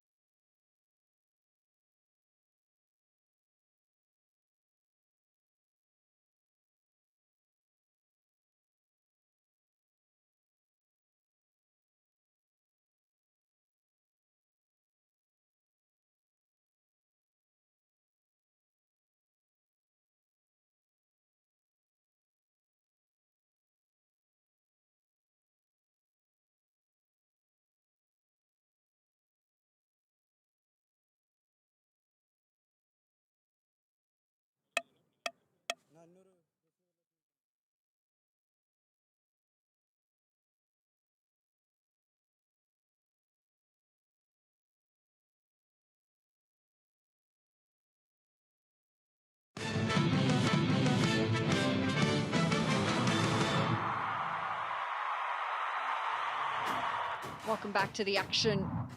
It's the Cavaliers taking on the Hurricanes in the big semi-final today. And an interesting first half with the Cavaliers struggling with the bat. Not much to mention in terms of runs. A couple of players getting into double digits, and Junaid Siddiqui top scoring with 20 off 16. The bowling, on the other hand, has been exceptional. Joined alongside Faisal Shah. Welcome, Faisal. Thank you, Manali. Exceptional performance with the ball, vindicating the decision by the skipper. Cottrell, 3 wickets for 20, and Amrit also chipped in with 3 wickets. He was a bit expensive, but with the virtue of those 3 wickets, he still remained at the top of the pile for the leading wicket takers. Gorgeous, gorgeous day here in Broward County, and an absolute picture this pitch is. The display with the bat was not very worthy of the occasion. Yeah, it certainly wasn't from the Cavaliers today, and now they're going to have to come and do the department that they've struggled with most in their best effort so far. They've struggled with the bowling, they've struggled in the field, and today would be their last chance, if any, to bring out their best performance in those 2 departments. Well, Dwayne Smith, what is he up his sleeve? Because, you know, these short, small run chases can sometimes be very, very dramatic. Or it could easily be a one-sided affair. Jeremiah started off the tournament with a blitz. He's right up there with the top run scorers. That best of 59. He's been in good nick here. He most certainly has, Jeremiah. And they're going to stick with the same opening partnership as Ian Dave Singh will be at the non-strikers. Got 1 good innings in, Ian Dave Singh, first game that he played. Hasn't really backed that up with more runs. Baltej Singh is going to start things off with the ball. He has been impressive. He's been able to get extra bounce off the surface as well. Creates those wicket-taking opportunities. You'd say he's bowled without much luck. Those 3 wickets really doesn't do justice to how he's bowled. He must be looking for that big haul of wickets. So would be his skipper if they have any chance in this game. Anil Chaudhary has taken up his position at the com box and slip in place, all in readiness, and play is the call. Bit of shape early from Baltej. Played watchfully. There really isn't much scoreboard pressure from a Hurricanes perspective. Baltej has shown great skills. The man from Ludhiana in Punjab. These two opening batters, though, they've looked in good form, but one area they've really struggled has been their running between the wicket. They haven't really got in sync on more than one occasion with each other. Today, they'll have to be careful with that. Change in field. One more fielder coming over to the onside, looking that shape towards into the pads of the left-hander Jeremiah. Too straight, and he gets away with it. Fielder pretty close on the leg. Went aerial, but one bounce. He's given himself that cushion to bowl too straight with that extra fielder on the onside, hoping, which is so often the case with the left-handers, hoping that Jeremiah falls over and misses a straight one onto the stumps. Bringing bowled and leg befores into the equation, Baltej.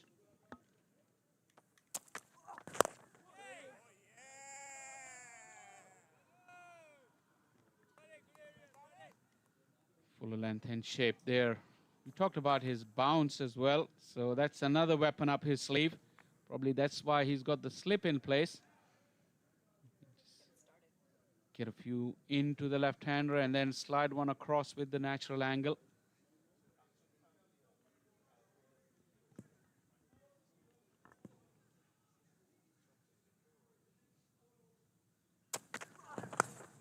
Calls for catches and straight into the hands. Dwayne Smith didn't have to move an inch.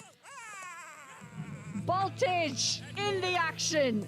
And he's got a big wicket in Jeremiah. Not going to be part of the run getters today. It's not often that we've seen him walking back with no runs to his name. Talk about the bounce of Baltej. Talk about the angle across the left-hander. Both on evidence and wonderfully taken. Dwayne Smith, fingers pointing up to the surprise of Jeremiah. But Baltej has been exceptional and the plan has come together. A big hitting Jeremiah goes for a duck. Similar start to Hurricanes, what Cavaliers did. None for one. Got a game on our hands, guys. Yeah, exactly. You're doing the closing link and the post-match.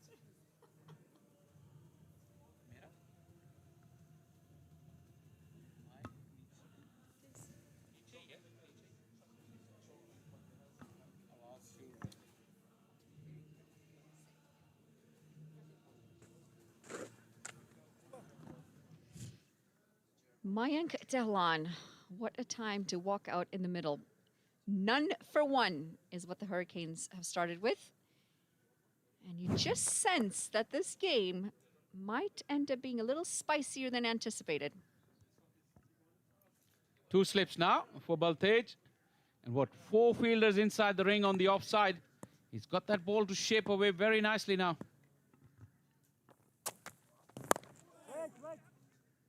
Talk about confidence in your bowler. Smith giving him the two slips.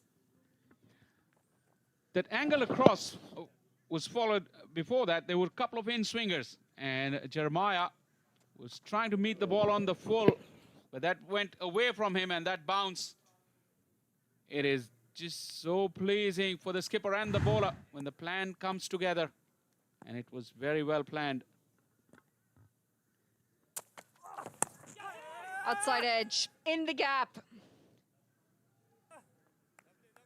It's been an excellent start, this, from Baltej. One over gone, it's 1 for 1.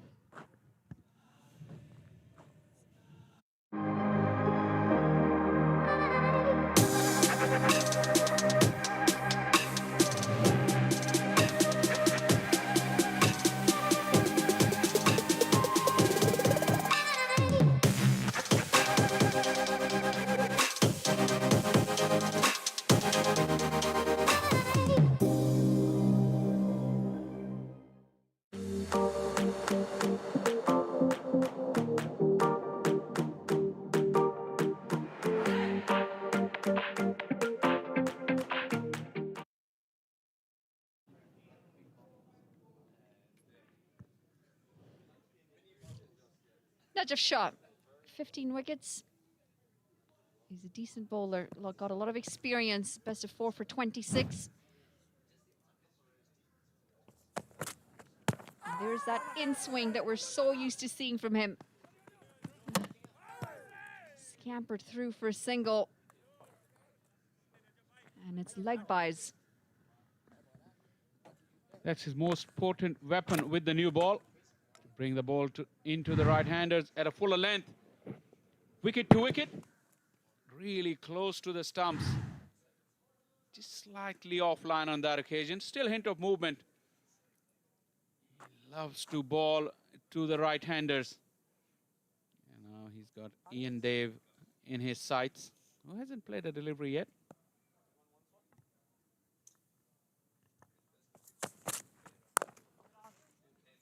That's a good length from Najaf Shah, along with the swing. He's also known to provide breakthroughs with the new ball. And if he can really double up the good work of Baltej here, Hurricanes could really get under pressure. He's got that mid-wicket and mid-on fielder on the onside to give him that protection for the in-swinger.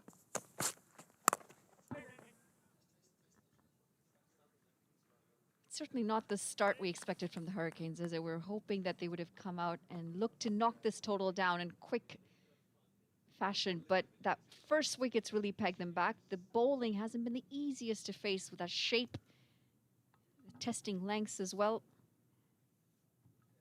Also, that kind of target can get you into a bit of a lull as a batting side, thinking that it may happen easily.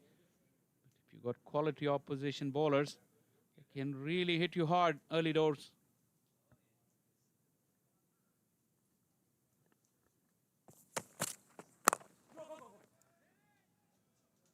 Punched for a single. They only need to be going at about 5.5 runs and over. So you still feel that there really isn't that scoreboard pressure. And this should do it, should see them home. That's very well judged single, realizing how hard he's hit the ball and how far the fielder was in the ring. Rotation of strike is important here in this power play.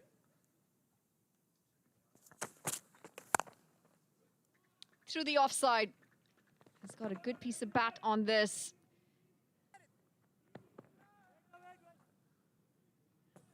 And they'll pick up just a couple of runs. Good stuff.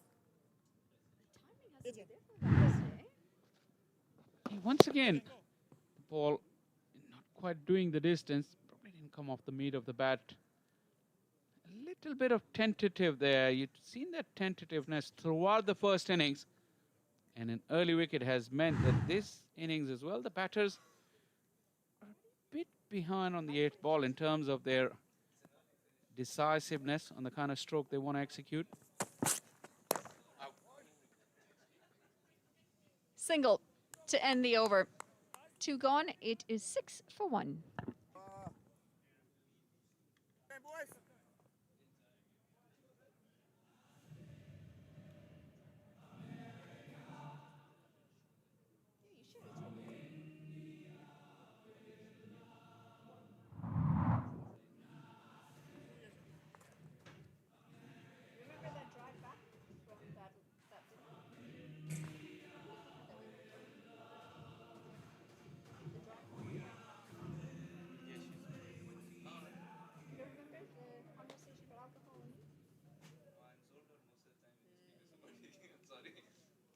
I don't think you were zoned out in the car, but...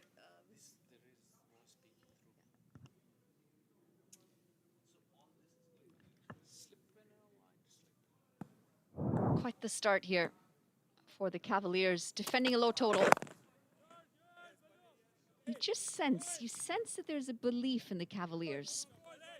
And there's some hesitation in the Hurricanes. That early wicket can do that. That can cause both, actually. The belief to the fielding side and a bit tentativeness in the batting side in their approach. It's a knockout game, so the game also has its own pressure. No scoreboard pressure, but all to play for. A slip and a wide slip for Baltej. Oh, it's not going to require the slip. This is straight up in the air. And make that wicket number 2. Navin Stewart on the circle. And this just isn't looking very good for the Hurricanes. Baltej now picks up his second. The lack of timing that we've been seeing throughout the day. Once again, Baltej floats it up. It was in the slot in terms of length. It's just the execution wasn't there. High on the bat, the usual extra bounce that Baltej gets. And it went straight to Navin Stewart. Safe pair of hands. Baltej with a double strike. As Mayank Thilan goes for 4 rather. Hurricane 6 for 2.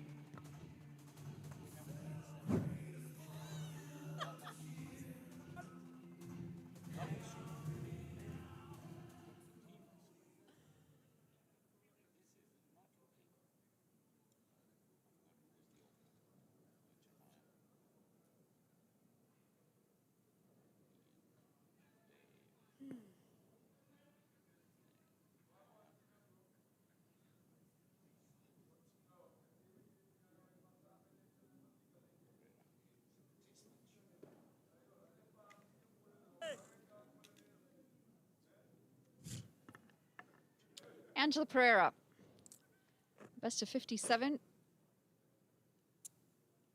Comes in at a time where his side is struggling. Baltej continuing his good form.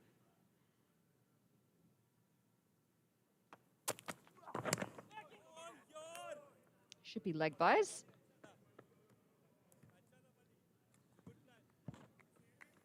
Well, what a spell from Baltej. Leg by, signal by Anil Chaudhary. Like I said, he's bowled really well in the tournament without the rewards that he deserved. But today, he's got 2 in 2 already. Thanks to his consistent line and length. And that little bit of extra bounce, triumphant in celebration, really has given his side a sniff.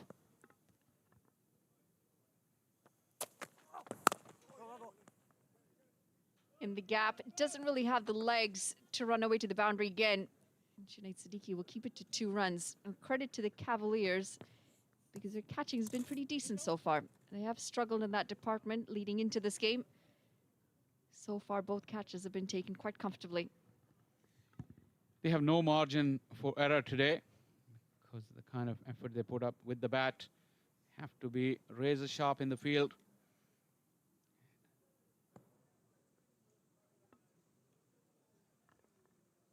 Skipper Wendell Simmons patted up.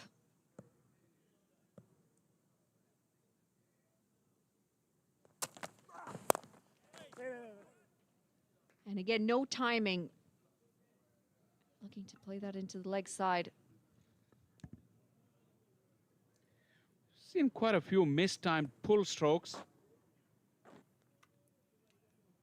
the batter seems to be just a little late on those pull shots. Earlier on, we saw the dismissal of Ravinder Paul Singh as well in the first innings, succumbing to a pull shot.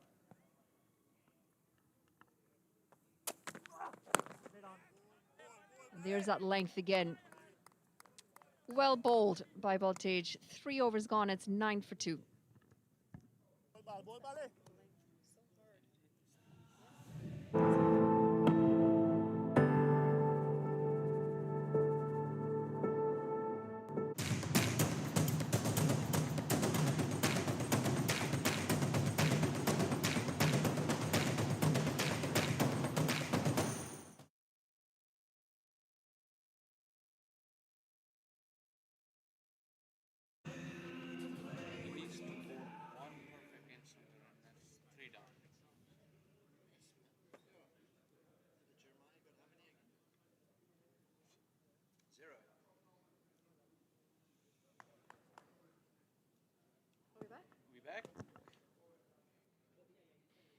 Nudge of shot.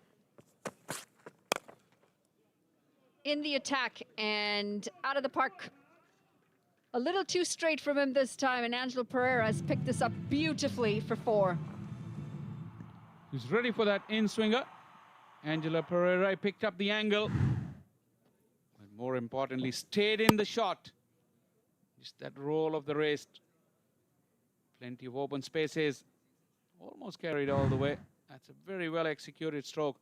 And that has made Smith to ring the changes as well. Third man is coming up in the ring. 2 sweepers on the onside. A square leg and a mid-wicket.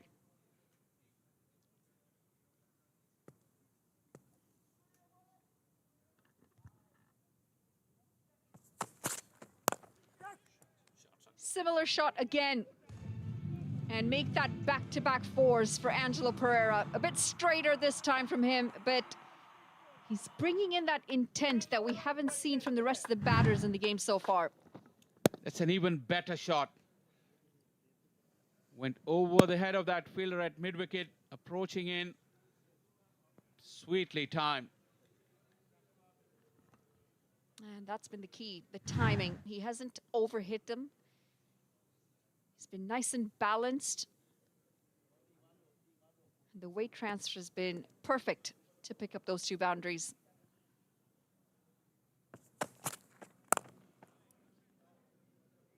Won't get it through the offside this time. That's what you do as a batter. When you pick up on the strength of a bowler and you're able to punish him, make him do something different. That was outside the off stump. There was a run-scoring opportunity, which he created for himself, though he couldn't take it. But such is the threat that Najaf carries, the wicket-taking threat, that Smith was prompted to bring him and hold his 2 left-arm spinners back.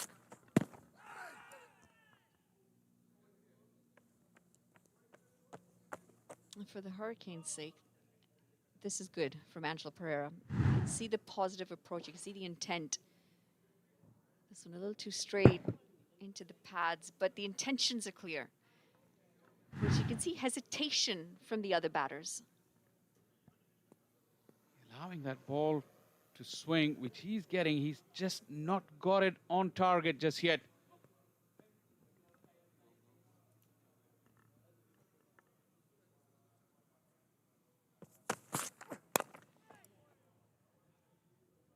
He's certainly favoring that shot, isn't he? This time it'll just be a single off of it. You can understand it from the bowler's point of view. This is Najaf's strength. He's sticking to that despite going for the 2 boundaries. It's all or nothing anyway for Cavaliers. A wicket here could really mean that they'll be back in business.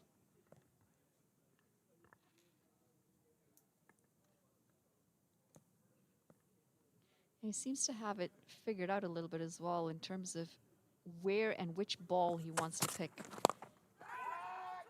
Flicked into the leg side. And I think that might be 6. We'll wait on confirmation. I think that might have landed on the rope. But it's continued to be that line that's troubled Najaf's shot in this over. They've capitalized.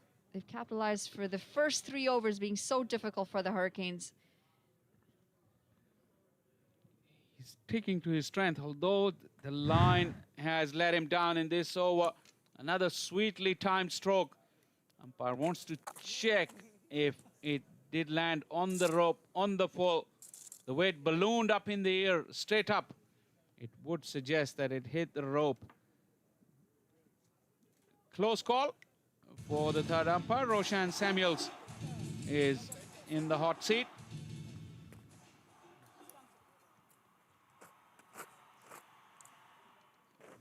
Very, very close.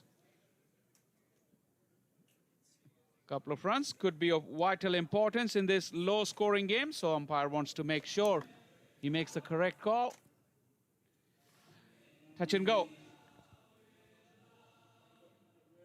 May just have landed on the half volley onto the rope, and the decision has been made. A correct one from Roshan Samuels. 4 done. Hurricanes 22 for 2.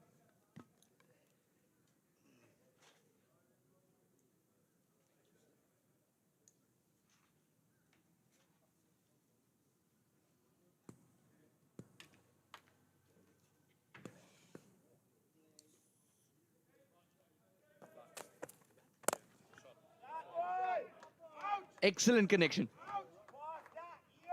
Pereira gets a boundary. Nice way to start the over. A rude welcome for Keswick Williams with the ball. Very first delivery. Pleasant stroke from Angelo Pereira. He's been quite proactive in this innings. And it seems as though they're just going around quite slowly. Sometimes you can fall in that rut when you're chasing a low total.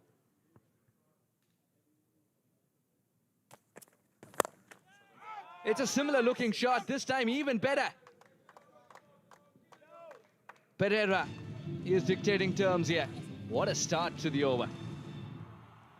The last couple overs, actually, the first from Najaf and now the first from Keswick Williams being dealt with exquisitely. Look at that, hold the pose. Angelo Pereira, even better. A little bit wider. Does he make a change in feel now that he's seen Pereira targeting that area? Or does he adjust the line and the length of his deliveries? Questions to answer.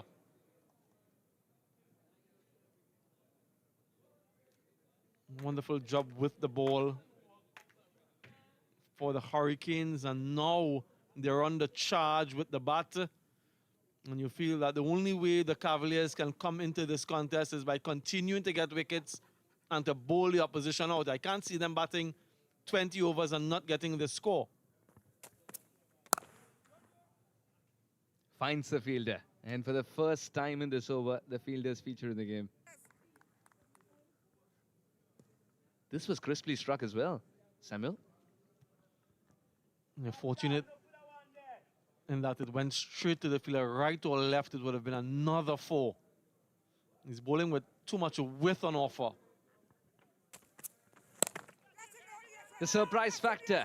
The bouncer will land safely. Pereira was not ball watching. He wanted to come back for the second run. Yeah, surprise delivery from Keswick Williams. A little bit more effort into that one. Caught Pereira by surprise, but landed safely. Both Dwayne Smith and Ravinder Paul trying to get in that drop zone, but they couldn't.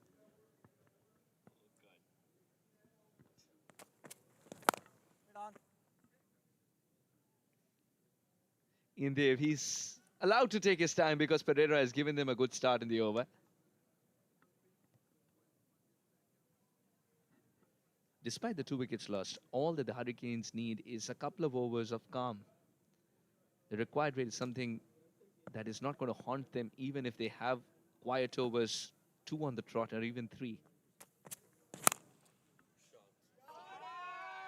There's some flair to the shot every time Ian Dave plays it.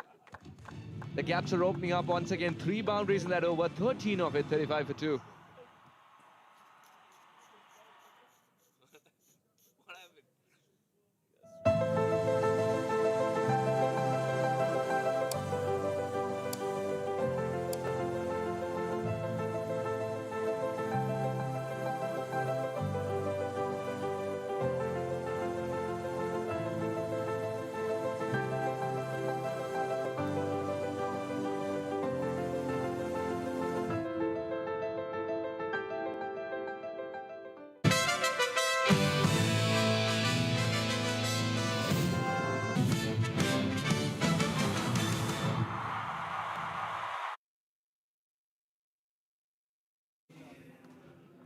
$35 for 2 after 5 overs. The final over of the power play coming up. Pinar has been introduced into the attack.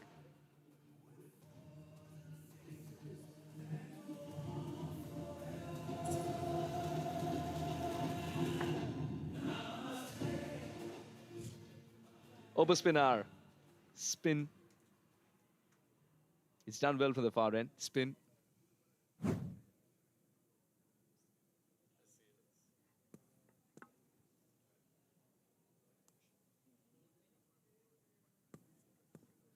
All right, the Pinar Pereira contest begins.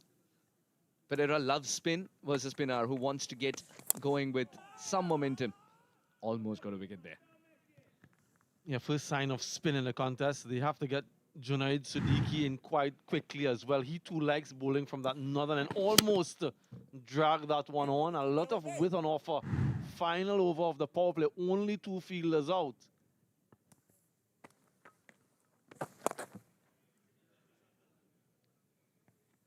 The height factor as well seems to be helping the spinners on this track. We've seen Suleiman Ben, now Pinar. Really vertically blessed. You see all different kinds of lenses covering our beautiful sport.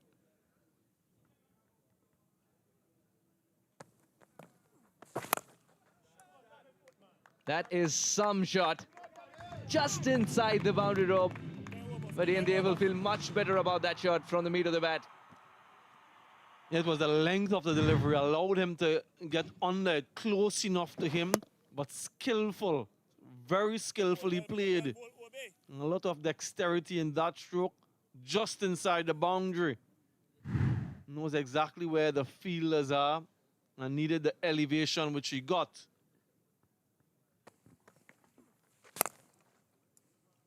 He's driven beautifully in this game as well, Ian Dave, in the 11 balls we've seen thus far. It's one thing to score rampant runs, it's quite another to do that risk-free. And both these batters have targeted boundaries which have been risk-free.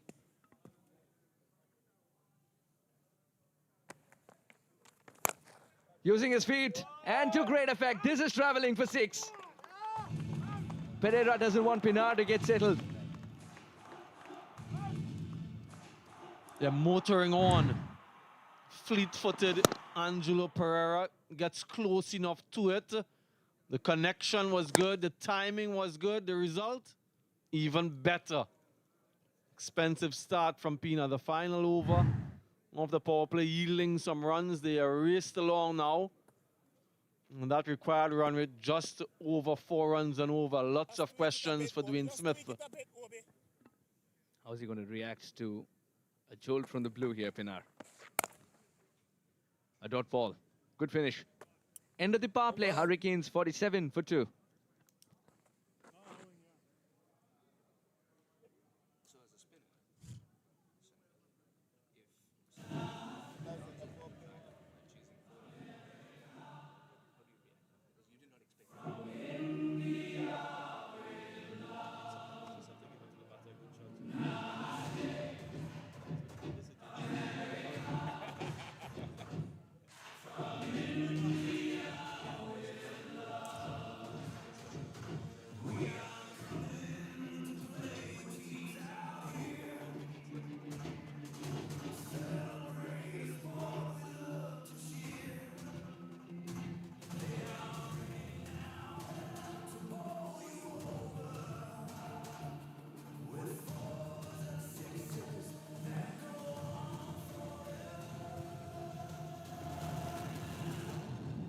The flags are not frowning anymore. The wind factor has picked up again. At the end of 6 overs, the Hurricanes 47 for 2. 59 required in 84.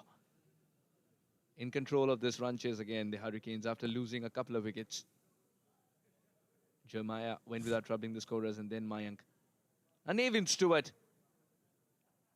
He's been their crisis man so many times. The Cavaliers have counted on him for wickets. And he starts off well.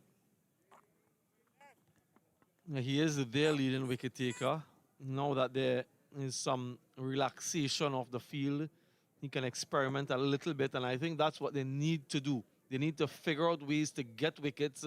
You can't defend this total. You need to bowl the opposition out. And I want to see Siddiqui into the attack imminently. He's been one of their better bowlers. And then anyone who comes on to bowl, I don't mind a little bit of experimentation to try to get a wicket. This is good captaincy and great field placement. He's got a man at corner, and just before I could bring that up, the ball's gone straight to him.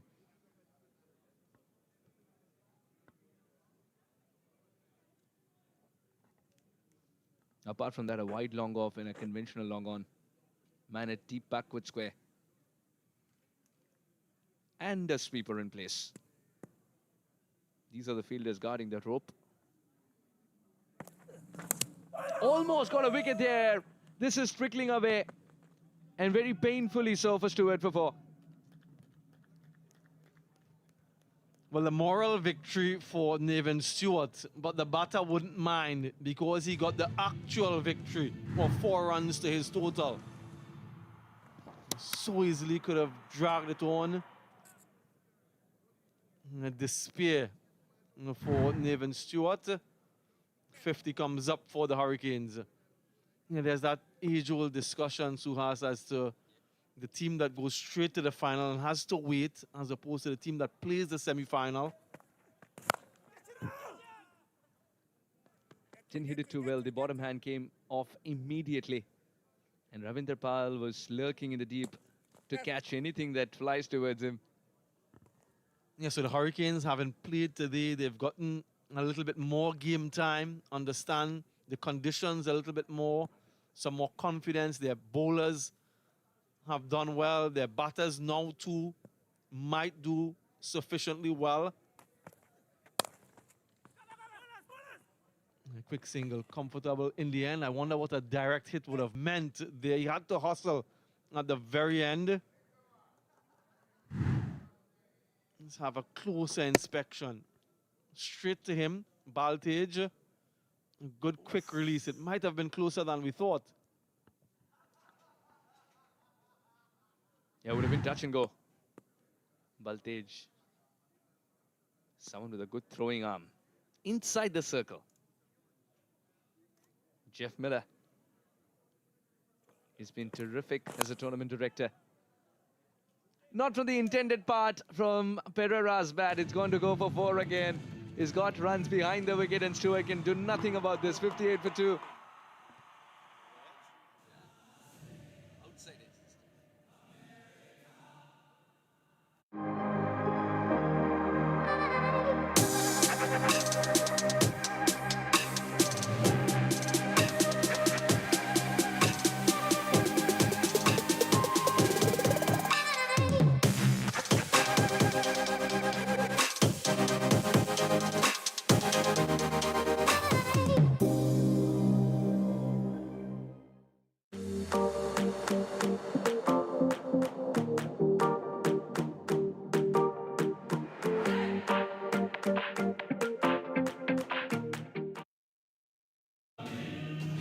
.58 for 2 in 7 overs. The second spinner introduced, Junaid. Junaid Siddiqui, 4 wickets. He's got a wicket maiden as well. 5.4 is an economy to drool over in this format of the game. He needs to pick up wickets here.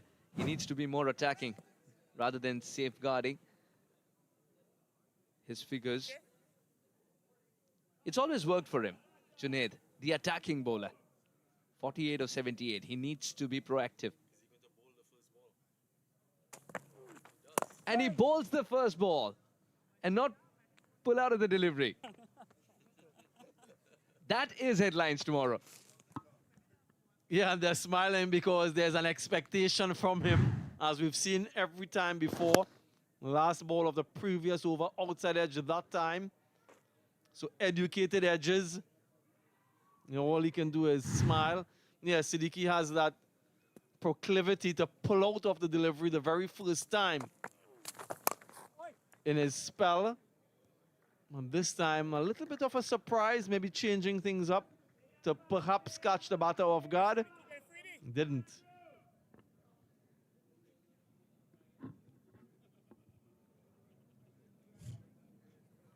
.54 this partnership in just 30 deliveries. Great consolidation from the men in green. That's what this target does. It's a subdued target with a required rate of 3.6. They're allowed to take quiet singles like these and keep the risk factor at bay. That's exactly what the very experienced Pereira and Yende were doing.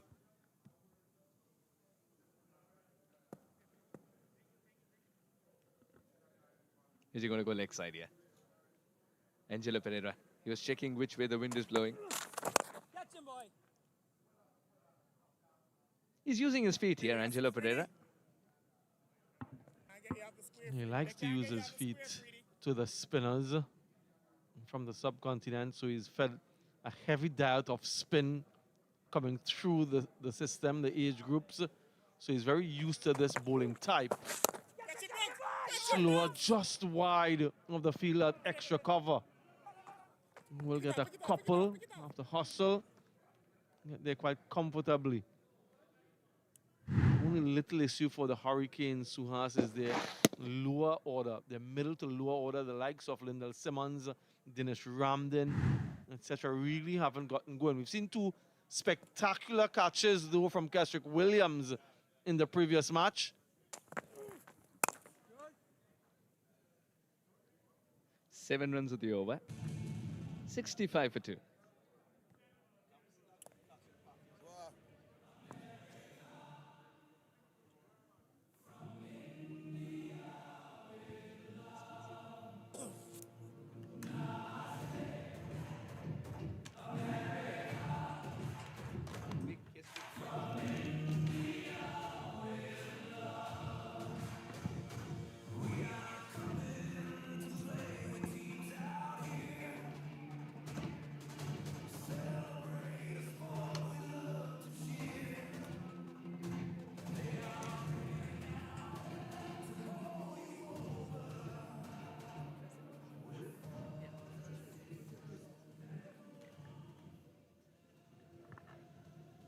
Enjoying the action in the semi-final clash, the crowd.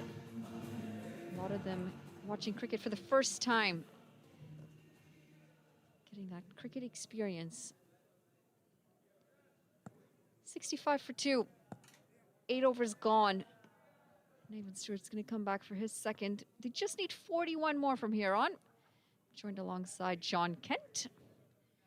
How's it going, John? It's been great. Just settling into this one, and there's a lot of cricket left. As you said, only 41 to win here, but a couple wickets really starts making it interesting here. Too much width, and this is slapped away for 4.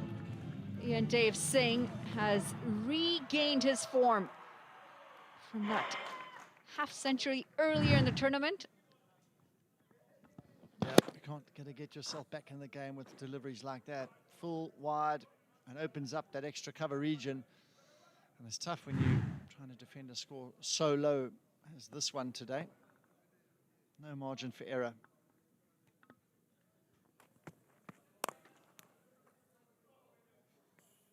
They struggled early on, the Hurricanes, and this partnership is a decent one to stabilize everything. 63 off 36 deliveries.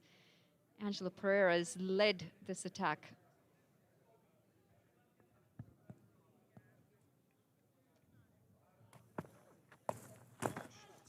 That's some shot there from Ian Dave Singh.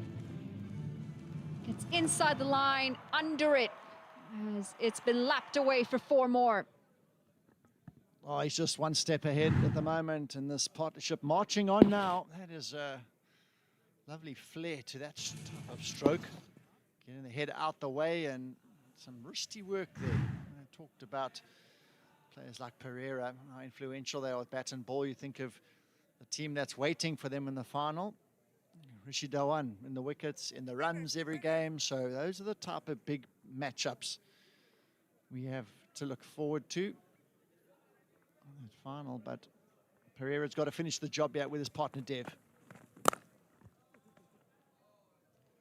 Pushed into the offside, and is it going to beat the fielder?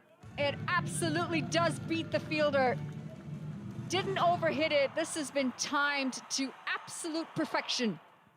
He's bowling some wide half volleys here. Slow ball, pace on, doesn't matter what sort of pace is on the delivery. When it's in that sort of area, timing it beautifully through extra cover. Just rolling his fingers on that delivery. And they're racing away here, the Hurricanes. 28 needed off 67 deliveries.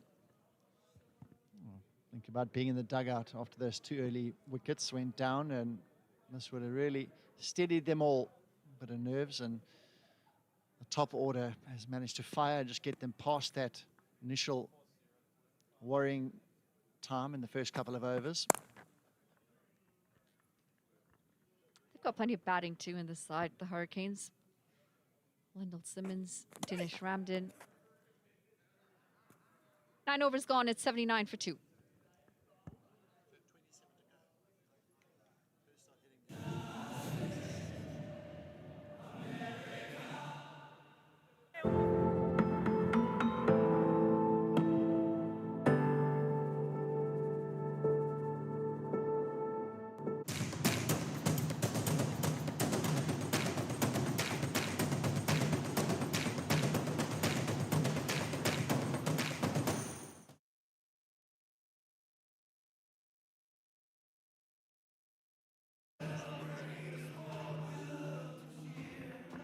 Junaid Siddiqui hasn't picked up a wicket yet. And just the 7 runs off his first over. There is really not much comparison between the two Worms. The Hurricanes are up and away towards a win and towards a spot in the final against the Raiders. Junaid's been one of the few spinners in this tournament that's been keen or willing to throw the ball up and take all the pace off, and he follows that with quite a quick arm ball as well. You've got to be really on top of your game here to pick him.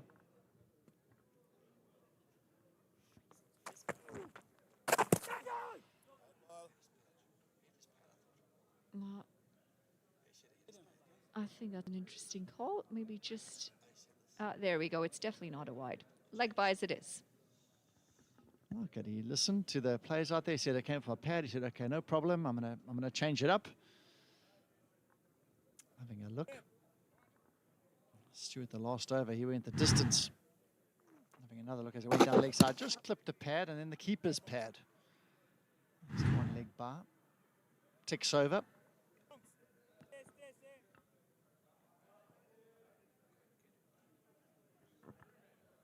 The Raiders will be watching this game closely as well to find out who they'll be facing in the final tomorrow.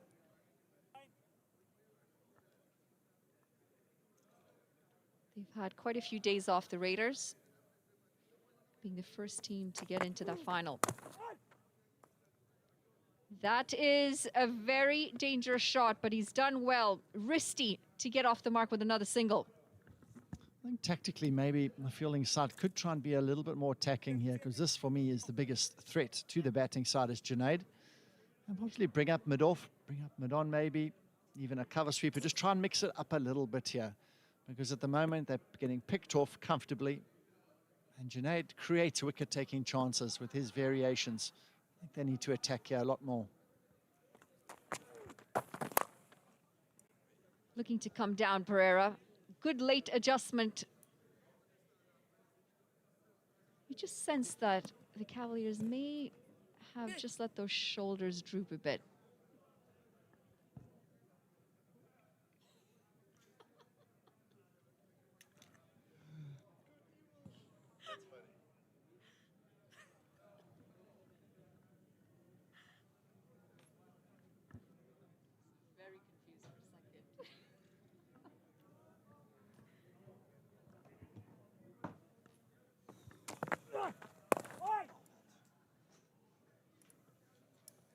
Certainly trying his variations, Junaid Siddiqui, but as you mentioned it, fielders, they're just too far away. They could get home in singles from here on. Oh, check out that bling. Wow. That is, it matches the gold trim on the MI New York shirt. That is, I don't think I've seen a bigger necklace. Is that what you call it? Must be weighing him down heavily. You've got to be strong shoulders to keep that on. Oh, that's unfortunate. That is very unfortunate. Ricocheted onto the stumps on its way. Junaid Siddiqui manages to get a finger on this. Just going to wait on this confirmation, but he is walking. Punched off the back foot, a little fingertip on it, and unfortunately, Dev is well short of his ground, and he said, I'm sorry. He held up the hand and said, I'm sorry. That's not the best way to get out, but he's had a wonderful innings. Dev, 38 of 25 Hurricanes, 83 for 3.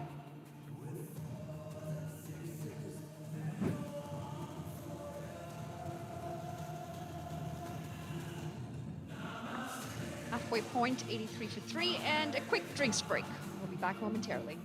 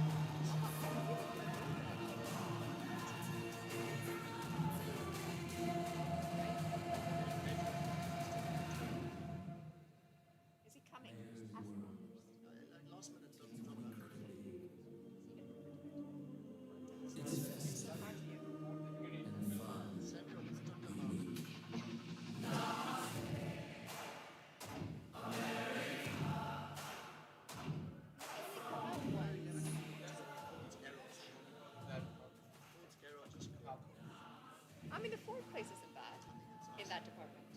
It's also tacos can be a bit loud It can. with old people. You're right.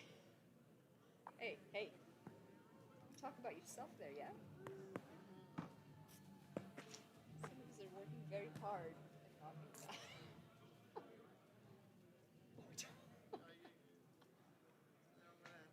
Well, eventually, someday. Worth a go, yeah. Just reading yesterday, Simone Biles has got some plastic surgery done. To what? So she had some puffiness around under her eyes removed. Drinks break, done and dusted, as we see Christopher Barnwell walk out to the middle. Lost a wicket at the halfway point, the Hurricanes, in an unlucky fashion. And Dave Singh, not much he could have done about that wicket. Don't need too many more from here on of the Hurricanes. 23 off 60 deliveries. Talk about incredible bowling figures. Baltage, 2 for 3 in his 2 overs. He's been outstanding.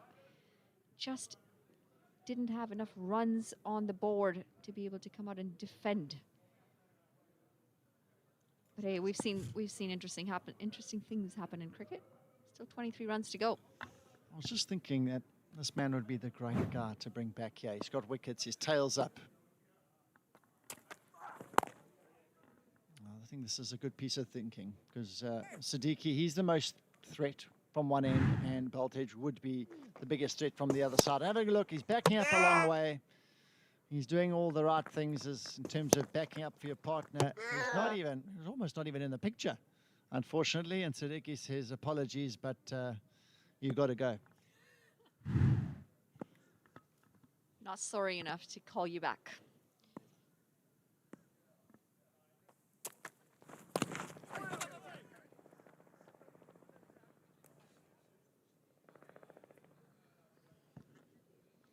This will be an interesting matchup here. Baltage, he's been exceptional, as his figures suggest, and he'll be bowling to Pereira. Now, will Pereira be pleased to knock it around, or will he try and take the fight to him? A couple of choppers heading over. Saw a few of those round the beachfront yesterday.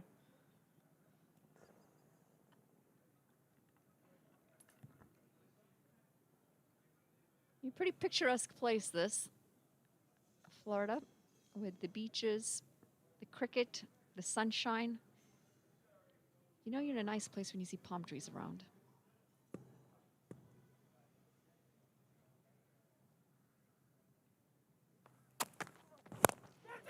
Calls for catch it. Oh, that would have been mighty, mighty close. He'll pick up a boundary instead. Angelo Pereira would have had his heart in his mouth. That answered my question pretty quickly about how he's going to look to play the game from here. He wasn't going to hang around and knock ones. He wants to finish this game as quickly as possible. Probably reach those half-century mark and start thinking about tomorrow. So Pereira not wasting any time.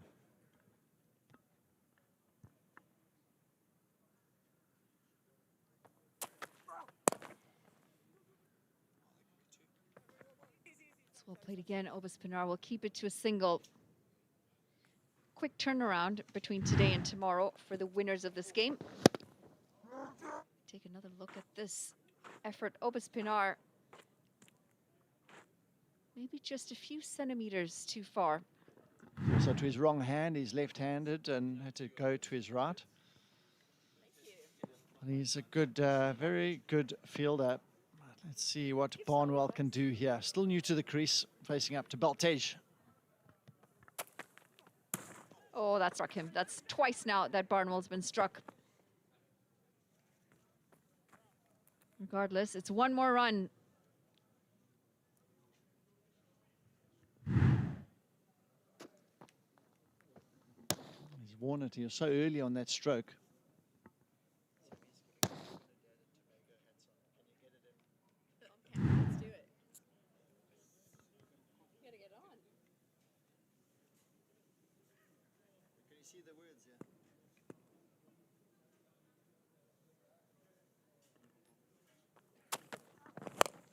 Oh, aerial.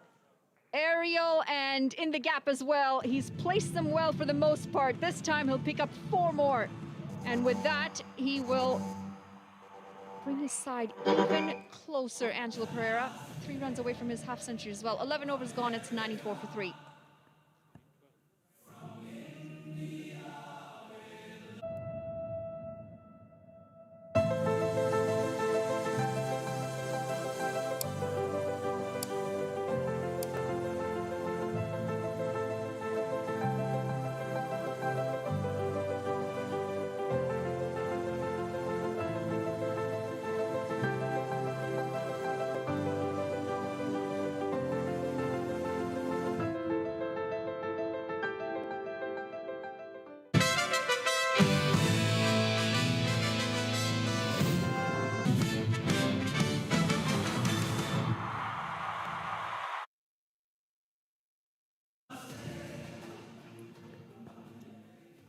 Not too far away now, the Hurricanes, from securing a spot into the finals. 12 runs away. And they have taken this game and controlled it from the time that they walked out with bat and ball.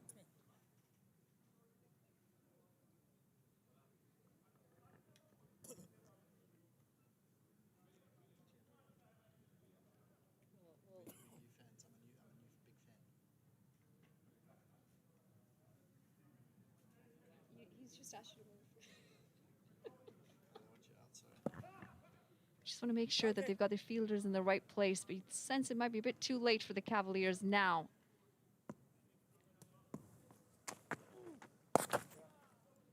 Sinead Siddiqui starts with a single.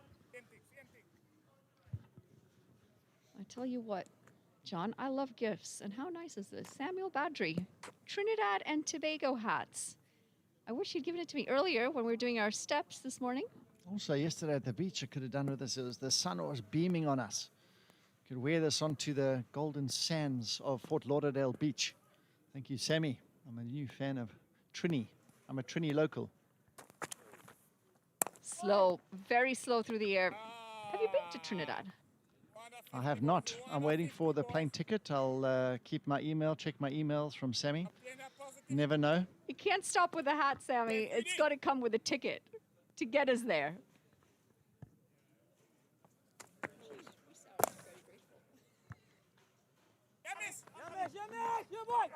Oh, they're going to push the second here. Oh, we're going to have little steps, I think, at this point. The hat's a start. I can come across and bit of bat consulting at Trini there. Some locals. Oh, look at that running. Look at that running. That was really exceptional running. The ball was in his hand and they decided to come back for 2. So good athleticism here. 9 to go.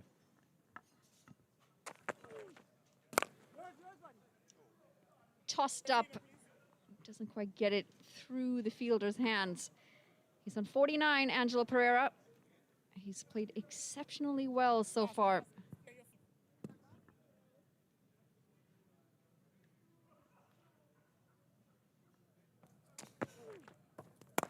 And there's a pace completely taken off, making him wait for his half century. I have been to Trinidad and Tobago. It's beautiful. Just explain a bit more to me a bit later. Just sights and scenes to get to. One delivery left here. 9 needed. Pereira, as you said, just closing it on that half century. Worked into the leg side, and there it is for Angelo Pereira. Beautifully batted for his half century. 50 of 32 deliveries. 12 overs gone. It's 98 for 3.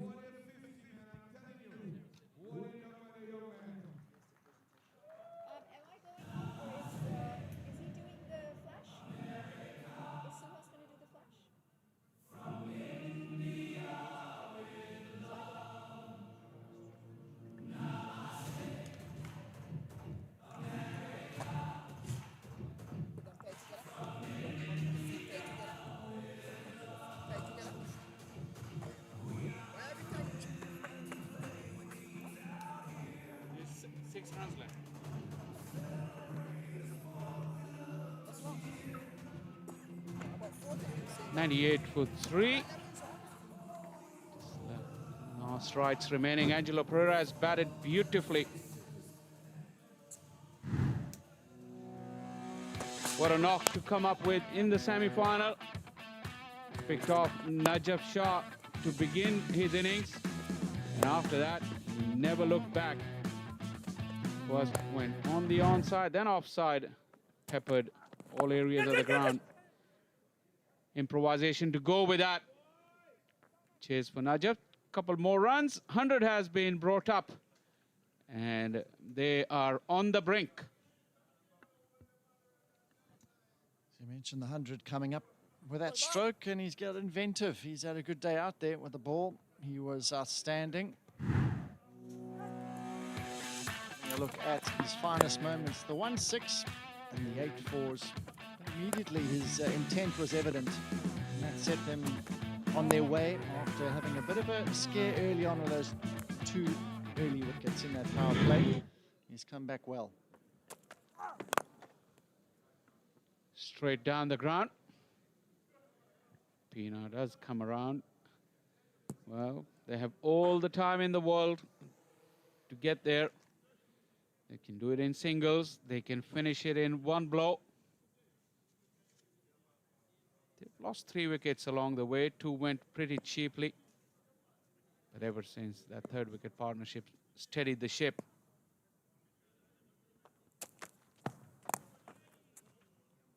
Barnwell waiting nicely. Just getting a much needed time in the middle for Christopher Barnwell. They would need all their resources going into tomorrow's final, the Hurricanes. And they could be in better rhythm, you'd have to say, than Raiders, who've been sitting cold for the past 3 days. Now you wonder how mentally that is good to have a few days break, or is it good to have a break from hitting some balls and bowling some balls? So we shall see soon enough tomorrow. In the air, over extra cover, and that is the winning stroke. A glorious shot through extra cover, and that was probably one of the sweetest shots he's timed all innings. And that takes his team through to the final tomorrow. A convincing win, and as well a convincing innings. 57 from 35 in the end. Wonderful batting to take his team home, to follow up his 1 for 13 from 4 overs as well. An all-round performance from him today. Well, they haven't put a step wrong today. Starting off with the toss, the coin fell in their favor.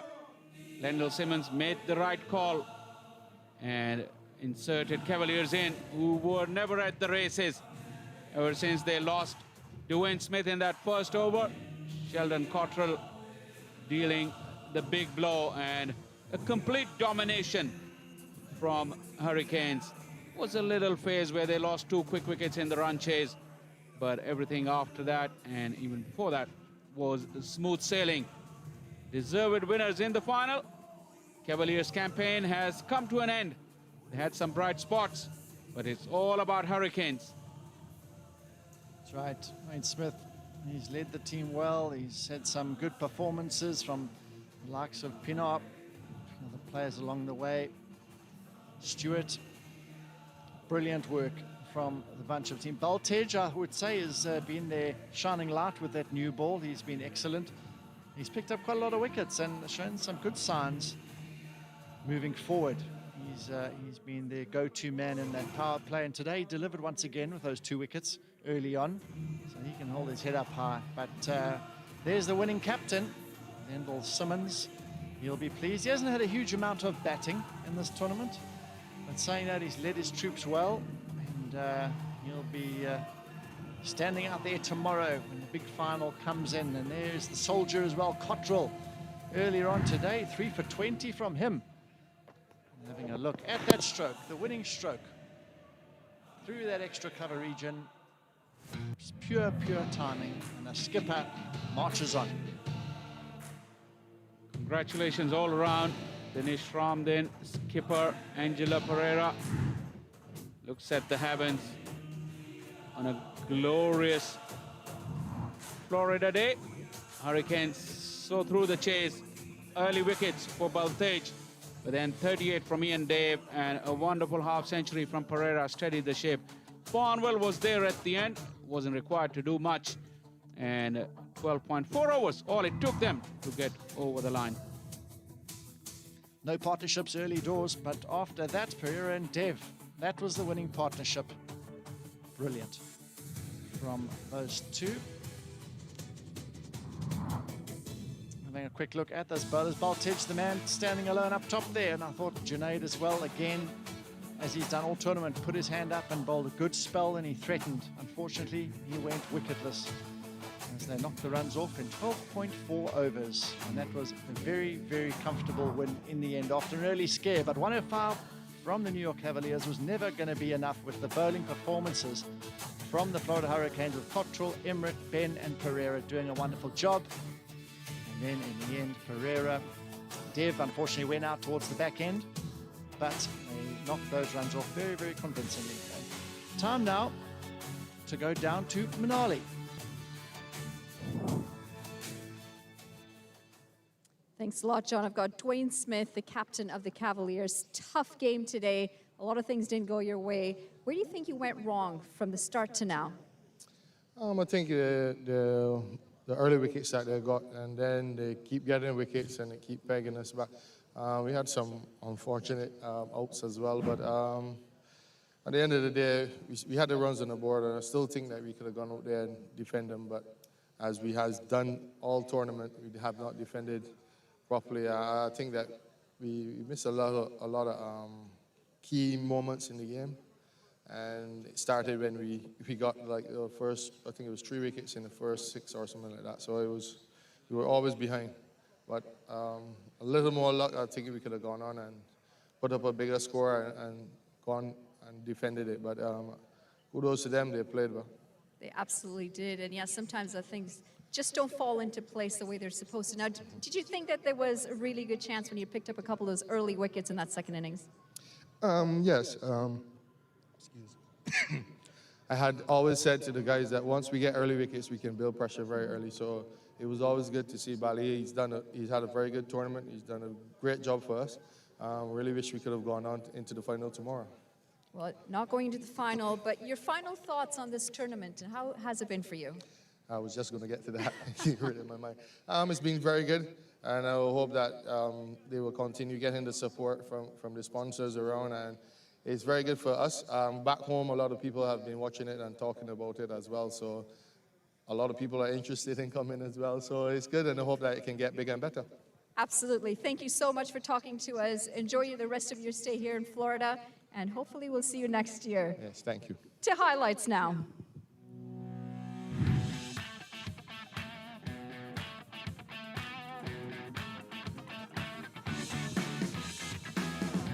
At some of the key moments in the second innings, that was Baltej getting his wicket. He said he's been so good. He continued to impress. Afterwards, there was a really good partnership that developed. We saw 77, Dev and Pereira. They were outstanding in dismantling this run chase. Gorgeous stroke play on offer. None better than this one. A lot of flair and exquisite touch. Placement was good. Footwork. Putting spinners under pressure. Some luck along the way. You do expect. Was another beautiful stroke through the offside. Innovative. And touch, timing, power. You had it all. That was the unfortunate dismissal. He'll be really gutted not to see his team over the line. Not his fault. Another half an opportunity created. But Pereira wasn't going to be stopped. He was really in the mood. And that's the moment when he sealed the deal. With another of those exquisite drives through the offside. Well, it's been gorgeous here in Florida. The tournament has gone very, very well. That semi-final, a bit of a damn squib. 105 played, 106 for 3 in 12.4 overs. Pereira with the runs, Ian Dave with a contribution. But the job was done with the ball by Cottrell and Emmerich alongside Suleiman Ben. Well, it's just about time for everyone to take a short breather, and we'll be right back with the post-match presentation.